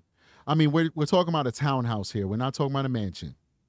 We're talking about a townhouse that has multiple roommates in. So what is he alleging? Is he alleging somebody else came into the house and took Maddie's life? Is he alleging that Jen Soto did it? Is he alleging that one of the roommates did it? What is he alleging? Because he said, I went downstairs. He said, sometimes I like to take walks, but he didn't say he took a walk. He didn't say he left the house. He's just describing what he does on a regular basis because he can't sleep.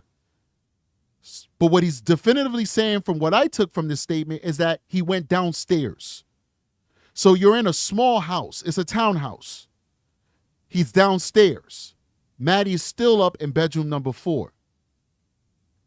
The question is, what is he alleging happened to Maddie in that room between him seeing her alive in the bed and him going downstairs and then returning upstairs to find her cold? Let's keep going.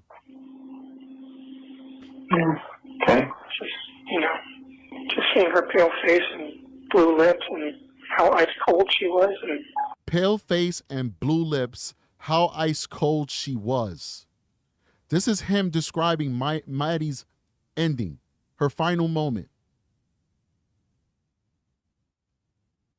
Very sad that we have to hear this from him.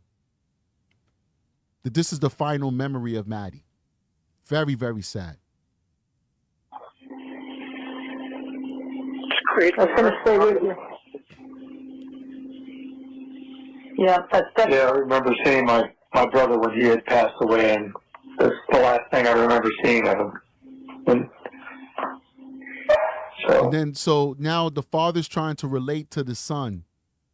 And in relating, he's probably talking about somebody who passed away from natural causes, I presume. I don't know if his brother passed away from a violent instance, but I doubt it. So now he's trying to relate to his son by describing how he felt looking at his brother. I have a similar story too, by the way as well. My brother passed away and I saw him in his final moment. But even with my own personal story, there's no comparison between what Stephan STERNS is describing due to what he did to Madeline Soto versus what I and Chris Stearns witnessed in our own life. I would never talk about what happened with my brother passing away from natural causes and in some way kind to compare that to Maddie having the life squeezed out of her by Stephan STERNS. There's no comparison. I would never even speak about them in the same breath. Yet Chris Stearns is doing that. Let's keep going. Yeah, it's just, you can tell. Yes, you can. My dad, yeah. It's just, when they're gone, really, really, truly gone, there's nothing you can do. There's no coming back. Yeah. No, there isn't. She was past the point of no return. Yeah. Well, I'll tell you what, given the crazies of the grandmom and already starting to call her a Gordo, she would have been the next one on the list for, yeah. I mean, aren't they on Ozempic? They said that they were on Ozempic. So why would you, and they were all overweight, not Stephan STERNS, but the parents. Why would Deborah be calling this lady Gordo, which I believe is overweight, right? We're my Spanish speakers. Am I wrong? Isn't Gordo like a slur for talking about somebody's weight? Why would she talk about this lady's weight if she herself have battled and struggled with weight?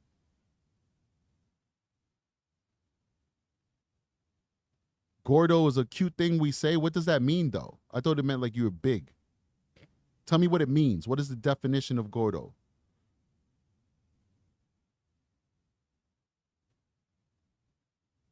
It means overweight. That's what it means. It means overweight. So it's just the hypocrisy. You might look slim now because you're exempt. You're shooting up Ozempic, and then you're making fun of somebody else. Make that make sense. Let's keep going. Gastric bypass, but I just think, maybe God just delivered her out of a place that was going to become really bad for her.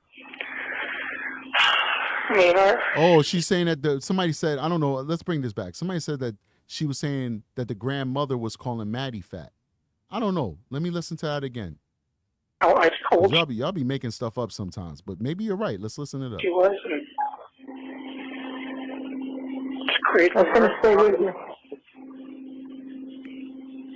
Yeah, Yeah, I remember seeing my brother when he had passed away, and that's the last thing I remember seeing of him. And so. Yeah, it's just, you can tell. Yes, you can. My dad, yeah. It's just, when they're gone, really, really, truly gone, there's nothing you can do. There's no coming back. Yeah. No, there isn't. She was past the point of no return. Yeah. Well, I'll tell you what, given the crazies of the grandmom and already starting to call her a Gordo, she would have been the next one on the list for gastric bypass, but I just think, maybe God just delivered her out of a place that was going to be. So it looks like what she's saying is that the mother, so I stand corrected. Deborah is not calling the grandmother Gordo. Deborah is saying that the grandmother was calling Maddie Gordo, and that Maddie would have next been on the list for a gastric bypass, which is what Jen Soto got. And that now maybe God, I'm reading the subtitles now, maybe God just delivered her out of a place that was going. Let's see what else she said. So that's what she said. Let's keep become going. Really bad for her. That was going to come really bad for her. So she's claiming the grandmother was verbally abusing Maddie by calling her the Gordo. Wow. Let's keep going. I always knew that life was going to be hard for her. Her mom certainly didn't do her any favors, and since I had no say in the matter of how she was raised or disciplined or anything, there was nothing I could do about it but sit back and watch the train wreck as it unfolded. So it wasn't a train wreck that Jen Soto was a douchebag moms to Maddie. They're arguing all the time about cleaning up clothes and washing dishes and stuff like that. And then in the nighttime, you're abusing her. You didn't add to that train wreck. You was the only shining light. You forcing yourself on this human being was the light of her day. So it's like, oh man, my mom sucks, but tonight I'm going to be up all night getting abused by Stephan. I'm looking forward to it. That's what this guy is saying. Unbelievable, man. Unbelievable. Yeah, and she's trying to tell everybody that was a little angel and she had no problems with her, and you were already telling us that they were butting heads like two Rocky Mountain lambs. Yeah, they got physical on a couple of occasions. Yeah, I figured they did that again. Somebody said it in the chat. Regardless of how crazy her life allegedly was with Jen, if Stephan would have stayed out of her life, who said that? Jesse from the nap. If Stephan would have stayed out of her life, she'd still be alive today. She would be alive. If Stephan wasn't in her life, she would still be alive. Regardless of whether she hates her mom, grandma's calling her Gordo, whatever it may be, she popping 1,000 pills because Dr. Jen diagnosed her with 1,000 mental health conditions. Regardless, she'd still be alive to this day. She's not alive because of Stephan STERNS. There's no other reason. Not Jen, not grandma, not nobody. Not the music teacher. Those who know, no. Nobody. Not the school counselors that hear you, but they don't hear you. They listening to you, but they not listening. The only reason why she's not here right now is Stephan STERNS. Yet Stearns and Deborah can't see that. They can't acknowledge Mr. Obvious. Let's keep going. Is it okay? I often played mediator between the two of them because I was the only one that could talk either of them down when they started going at it with each other. Yeah, I know. Where were the roommates when all this is going on? Upstairs, doing their own things. Guys, please subscribe. I gotta say this too. There's a lot of people who's watching the stream right now who has not subscribed to the channel yet. There's some people who's watching who actually see my show pop up in their feed, but they haven't subscribed. They just watch a few of my shows and YouTube is sending it to them because they think that they're interested. Make sure you hit that subscription button. You have to subscribe. It's the only way the show is gonna grow. Can't just listen to us whenever YouTube pops up on your feed. Please hit the subscribe button if you haven't already done it, and please hit the like button. Let's keep going. All that screaming and yelling and crap going on? Yeah, I'm surprised. It's kind of, honestly, it wasn't that far out of place in that house. Was often given to yelling or loud crying or outbursts, and it was given to yelling and screaming and coming down on people. It was happening a lot more and more often, which is why I kept trying to tell you, I think maybe your meds are becoming less effective. It seems like you're becoming more erratic and more unstable. It seemed like the more stable I became, the more unstable she became, like we switched places. Well, I always told you she was a black hole to need. Yeah. Jen Soto was the black hole, but not your son who unalived this girl and obliterated her, stole her innocence, stole her life, stole her future, stole everything away from her. Jen Soto was the black hole, but not your son. Wow. Wow. The pot is calling the kettle black. Wow. Well, nothing to do about it now, but what I hate the worst is that she's sitting in a hospital having 3 meals a day, clean sheets, television, access to phone, reading, walking around free, taking a shower by herself, and you're sitting where you are. Everything she just listed besides free is what her son is doing too. He's getting 3 square meals a day. He's getting access to the phone. Obviously, he's talking to you. He's alive. Everything but being free. Your son is getting too. She's describing Jen Soto allegedly being in a mental health institution because at that time, when these phone calls were made, there were rumors going around that Jen was checked into a mental health asylum. I don't know how much of that is true, but those were the rumors at the time. So she's trying to juxtapose what Jen is getting versus what her son is getting, but then what everything she listed is the same thing that her son is getting, minus the freedom. And guess what? Jen wasn't free to go either. She was committed in a mental health asylum. She couldn't just walk out. But anyway, let's keep going. Her food's probably a lot better than mine. Oh, I guarantee you a lot of stuff is better than yours.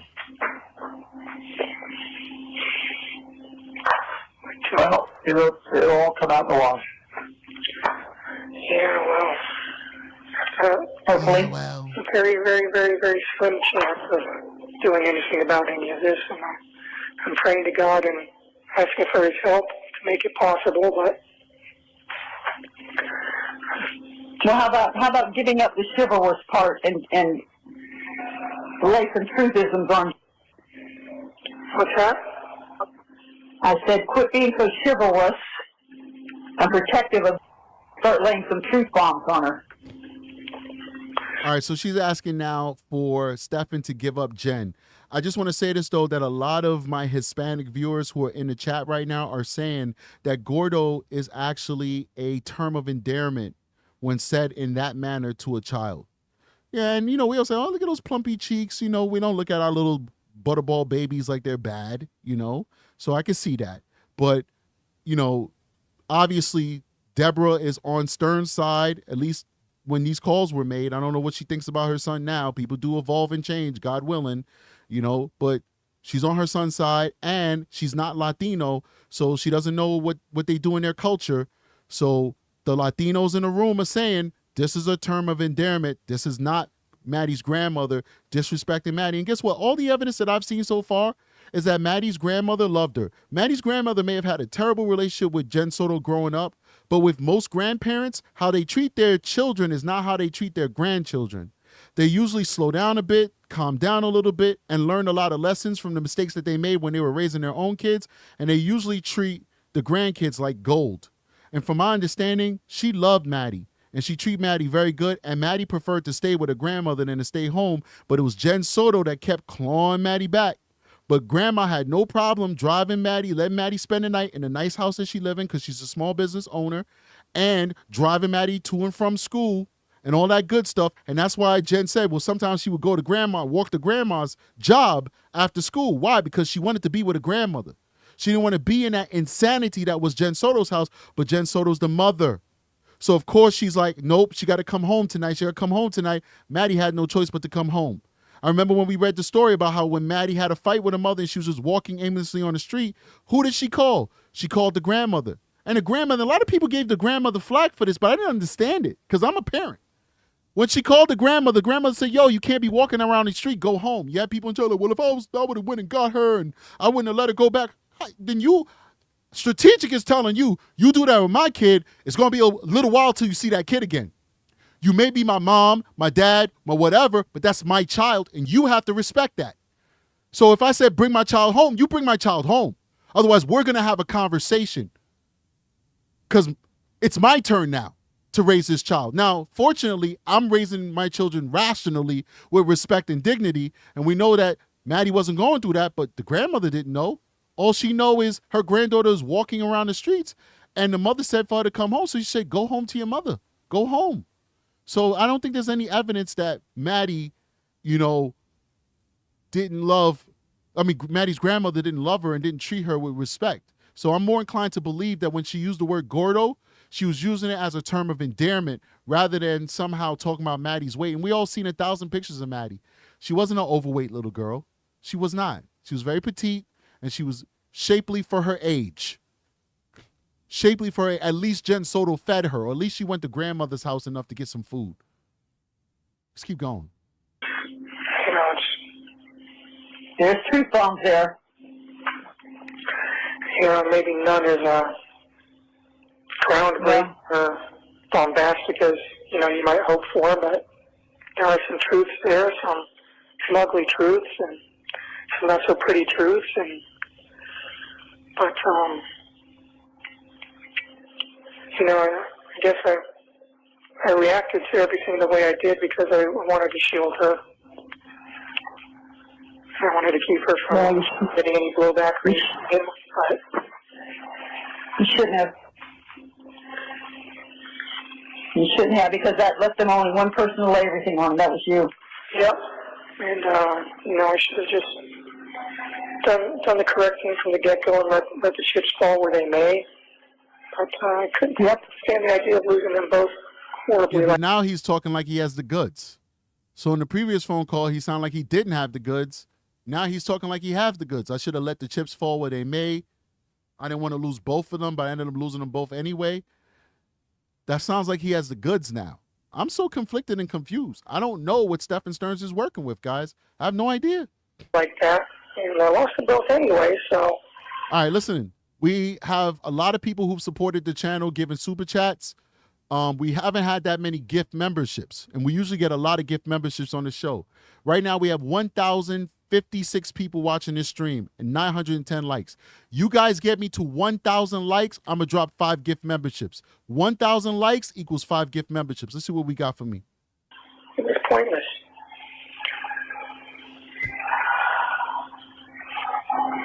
Yeah.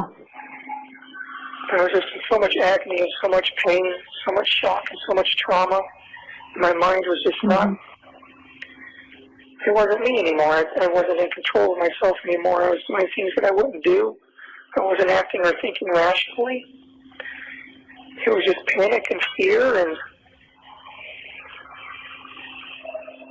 Yeah, I can't imagine. You know, Stephan, I can't help but get the feeling that none of this that was on the phone was a surprise to you.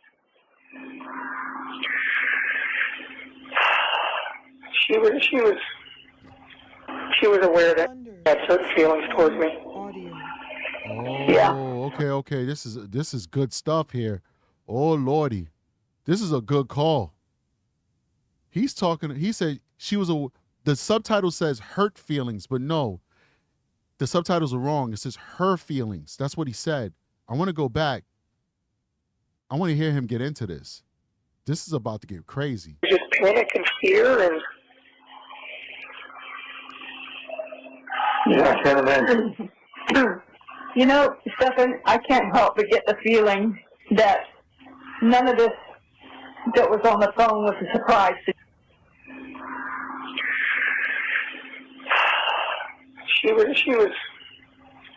She was aware that I had certain feelings towards me. Yeah. Well, then why was she send her in there to sleep with you? She used to joke about it, call it an electric complex. She used to joke and say, you better not leave me for my daughter when she's older. Things like that. Wow.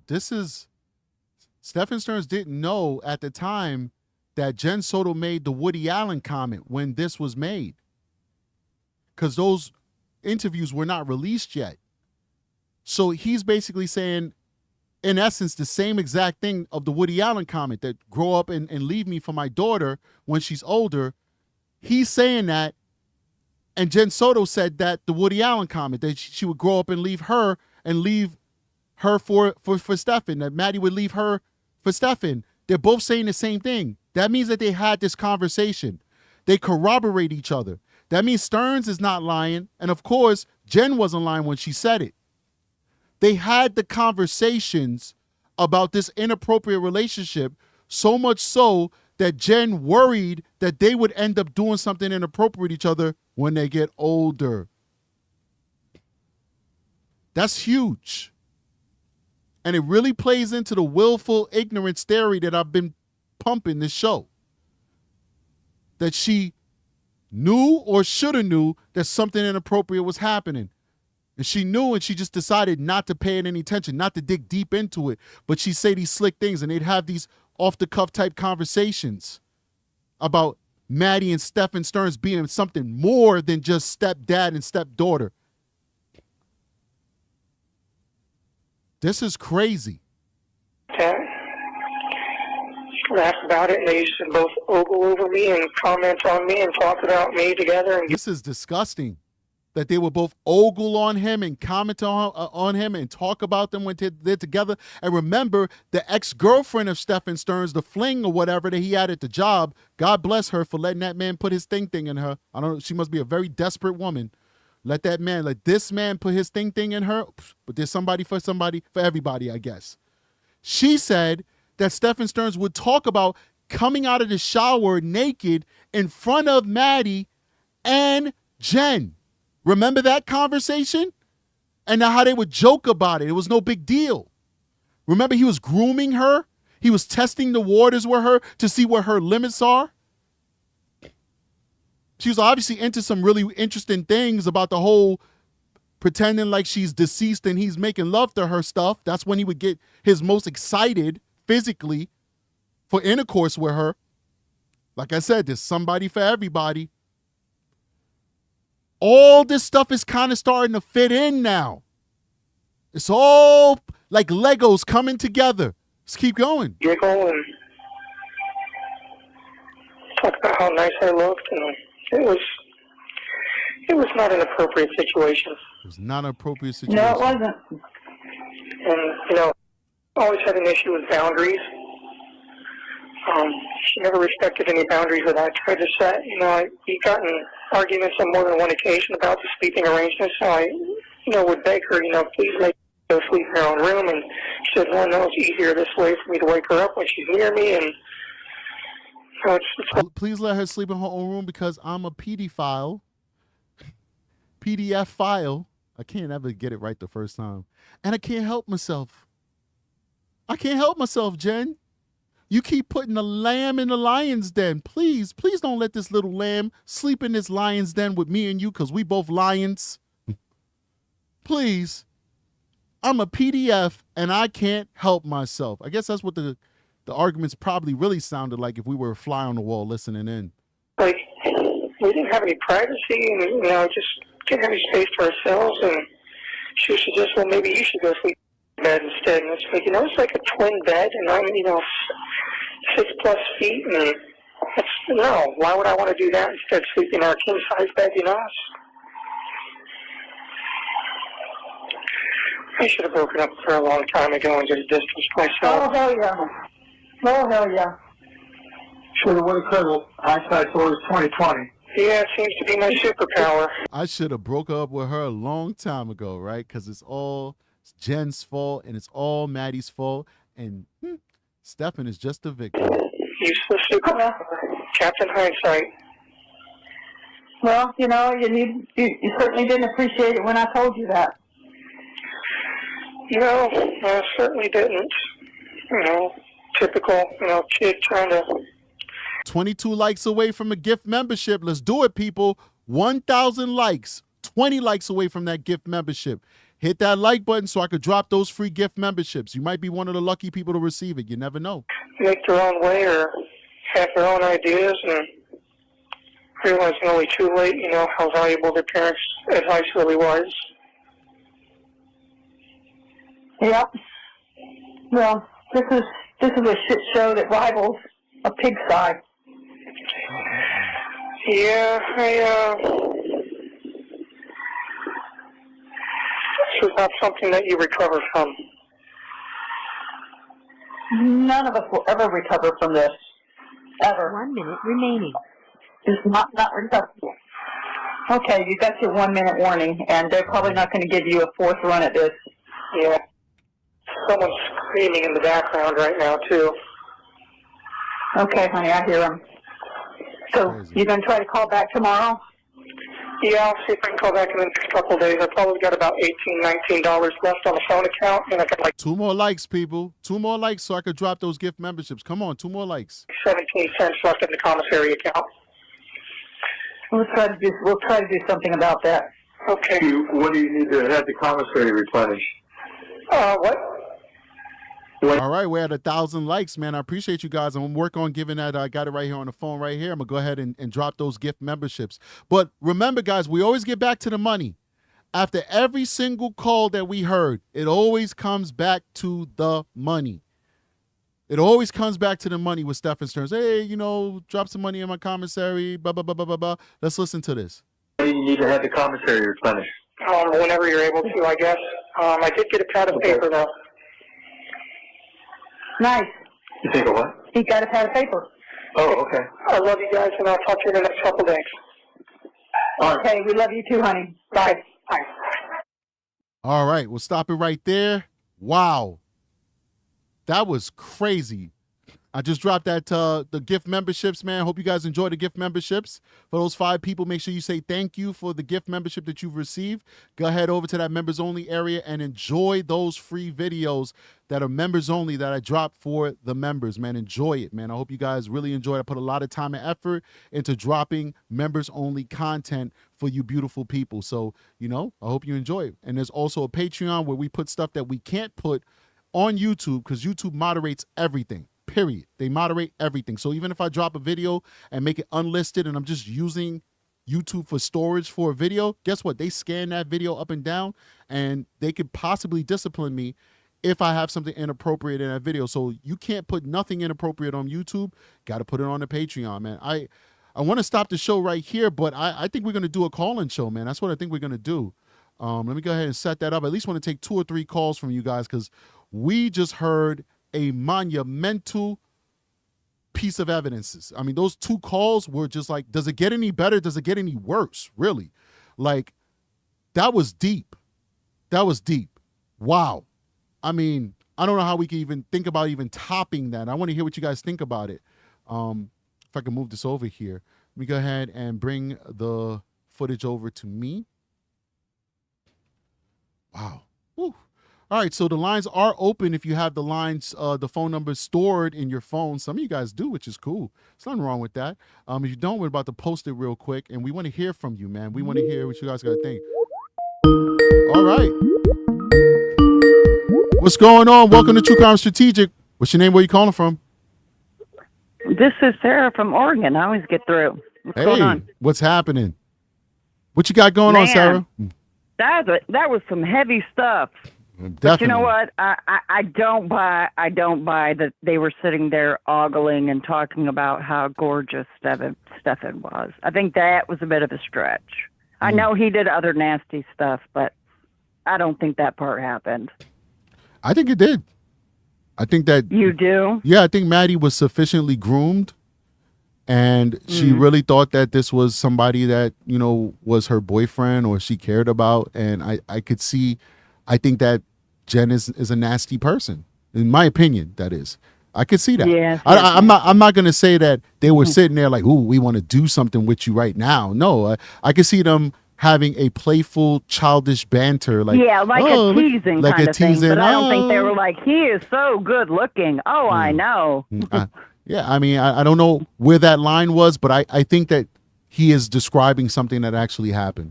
I do believe that. Yeah, partially. Yes, I can agree with that. Another great show, man. Keep doing what you're doing. Thank you so much. I appreciate it. Thanks for calling. All right. Have a good one. Yep. All right, it's kind of weird because like it's coming up as Microsoft Teams, so I think they're kind of like moving this over to Microsoft Teams. All right, we got a lot of calls calling in. So we'll take the first one. All right. Hi. All right, do me a favor. Can you mute your computer? Okay. This is weird.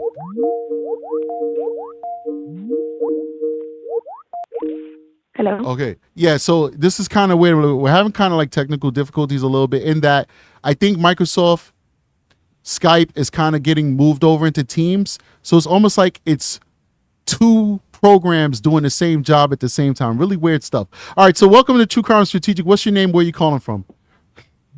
Hi, I'm Evie. I'm calling from Kissimmee. Oh, okay. You're local, man. What's going on? Talk to me.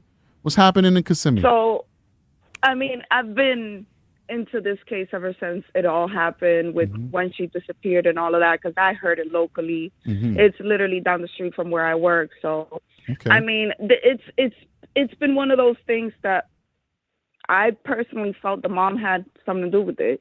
Jen, to me, she's not innocent. She looks guilty too. To me, the way I see it, it was that whole Woody Allen situation. Like, she put herself out there. To me, she had something to do with that murder, and she made him get rid of or hide the body or whatever the hell happened. Okay. Like, to me, it's just, there's just no way that she, I don't know. How do you 3 sleep in the same bed and you don't know what's going on? For that long, they're abusing your daughter. You didn't see no signs. Like, I don't know. I don't buy it. To me, she had something to do with it, and that's why she's locked up in the loony bin. Well, we don't know if she's still there. I don't think she's not still there. She's not still there. They're talking. They're talking about from 3 months after he was arrested. This was last year in 2024. She has been cited quite often out in the community, so she's not there anymore. Okay. But yeah. I mean, I hear you, man. Good point. Appreciate you for calling. No problem. All right, thank you. All right, I'm over here trying to fix this. How you guys doing? Welcome to True Crime Strategic. What's your name? Where you calling from? Oh boy. Hi, this is Jamie, and I'm calling from Arkansas. Okay, what's happening? I just wanted to say that I felt like it was kind of interesting whenever he used the word compromise to describe, I guess, I don't know, his motive. I don't really know what he meant by that. I don't have any theories. I just felt like that was kind of interesting, and that's all I really had to say. All right, well, appreciate you. It is interesting, but unfortunately, without knowing what's going on in his head, we'll never probably understand these things until he gets bored, because they usually get bored, and then they want to get attention on themselves again, and then so they do their tell-all, and they do their interview with the news. So we'll have to wait and figure it out. Thanks for calling. Yep, you're welcome. Right, Thank you. got it. All right, we got more calls. All right, so we fixed the whole issue in the background. So we're good to go. Welcome to True Crime Strategic. What's your name? Where you calling from, caller? Hi, my name is Beth Toller. I'm from Illinois. All right, welcome to the show. What you got for me? Yeah.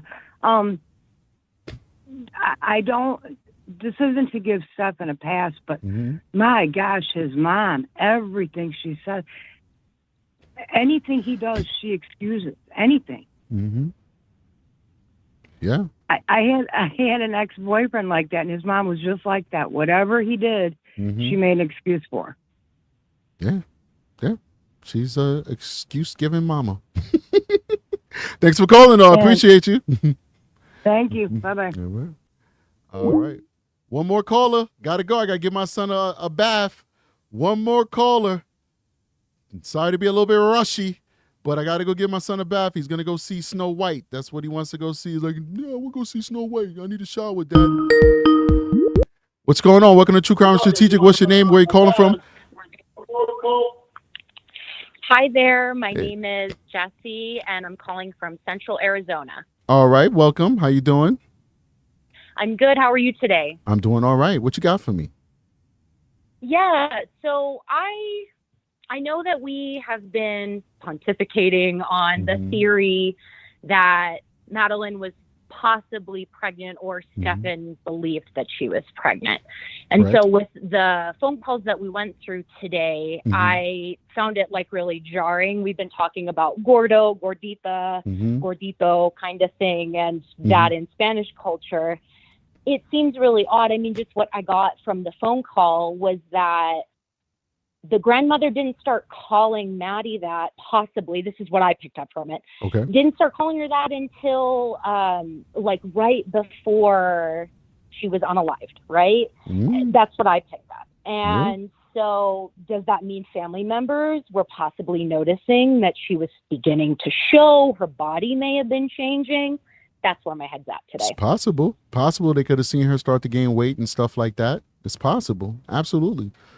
At the end of the day, we got to look at this stuff through logical eyes and not emotional eyes. Like, if you see your 13-year-old granddaughter gaining weight and you don't know that this stuff is happening, or you might just think she's just gaining weight, because kids, their weight does fluctuate, so she could have just been noticing the body changes. Maybe she could have known she was pregnant. We don't know. But I once again, a lot of people looking for villains, and I'm not saying this is you.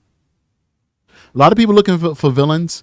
And so I've seen people try and demonize the grandfather and the grandmother, and I just don't see it. The evidence just doesn't bear out that they knew that this abuse was happening. So Absolutely. I'm I definitely agree with you there. Right. So I'm of the opinion that it's possible that they could have started noticing these changes and start calling her this name, for whatever reason, whether it's to insult or as a term of endearment. But those changes were occurring, and I think it's possible. For sure, yeah. I mean, I even remember when I was really young, I had my ears and my nose, they grew much bigger, much faster than the rest of my body during that puberty time. So I 100% agree with what you're saying. I could be reading way too far into it, but I'm here for the justice for Maddie and to continue to be the voice for the voiceless. Thank you for what you do, Strategic. Thank you so much. I appreciate you for calling. All right. Have a good day. You too. Right. Let me go ahead and close this app because that's the last call we're going to take. And I don't think that she was reading too into it. I think that that's a really good observation that it's possible that the grandmother started calling her this term as a result of Maddie's body changing. Because we don't talk about it as much because we're moving forward and we're discovering new evidence and stuff. But I will always believe until I'm proven otherwise that one of the motives, the possible motives of her unaliving is because she was either preggo, which we would not know unless we can see the autopsy, and nobody has seen the autopsy, or B, that Stearns thought she was preggo. He thought she was preggo. Either one of those, viable motive for him wanting to unalive her. I could see them inside of the room. Remember, we're dealing with a fully groomed and indoctrinated victim here, okay? As much as she hinted of the abuse that she was experiencing, she never truly outcried. She never truly asked for help. We are dealing with a truly groomed and indoctrinated victim here. It's not outside the bounds of reality that they're in bedroom number 4 on Sunday night, and she's like, I may be pregnant. And he's like, well, we need to figure out how to get rid of this. And she's like, no, I'm not getting rid of it. I'm going to have our baby. And then he goes, no, you're not. It's possible. Anything is possible in the absence of evidence and truth. And I wholeheartedly believe that that is a motivation, if there ever was a motivation for a psychopath to do what Stephan STERNS did to Madeleine, that is a clear and easy motivation to accept, because her having that baby would prove that he did what we know he did to her. And in Florida, he knew, he had the news, he had a cell phone, he read the local news, he knew what the law was, he knew that he would get the death penalty. So it's a lose-lose. Either A, I let her have the child and then I go to jail and I get the death penalty because they discover what I've been doing to her, or I end her and I try and concoct this crazy story to give an excuse as to why she's gone, and maybe I get away with it. But if they catch me, I face the same consequence as if she lived. Understand that. If Madeleine Soto lived, but she had a baby, or if Madeleine Soto lived and they found out about Stephan STERNS' abuse, he would face the same charges that he's facing now, minus the murder. He would still face capital punishment under Florida law because his abuse started on, that was documented from 8 all the way to 13. If they found out and they got the same evidence that they got now, he would still be facing capital punishment. So in Stephan STERNS' eyes, he had nothing to lose and everything to gain. He had nothing to lose in taking her life, but everything to gain. That's it, man. Consider becoming a member of the Strategic Eyes Show. I really do appreciate it. Please consider becoming a member of True Crime with Strategic. A lot of people who have become members and they love it, and we need the support. Dealing with YouTube, you never know when you're going to be monetized and when you're not. So far, they've been nice to us when we do our little preamble in the beginning and we talk about our experience and why this is educational. They've been good to us so far, but there are a ton of shows that they have not monetized. One of my biggest shows, my DNA show, not the recent DNA show, but the first DNA show I did, breaking down Maddie's March 10th DNA report, they demonetized that. That has almost 60,000 views, and I got not 1 cent from it because it was demonetized for whatever reason. So the only sure way that we can get revenue into the show is through the memberships and the Patreon. And so for all you guys who are members, we do appreciate you, and we invite other people to join the membership as well. And for those of you who got a free 1-month gift membership, consider continuing your membership after that gift membership has expired. Consider you keeping that going. So I see you guys on the next one. You guys were amazing today. I hope you had a great show, and I hope it was probative, and I hope it was informative as well. Let me cue up that outro. See you guys on the next one. Strategic is out of here. Peace.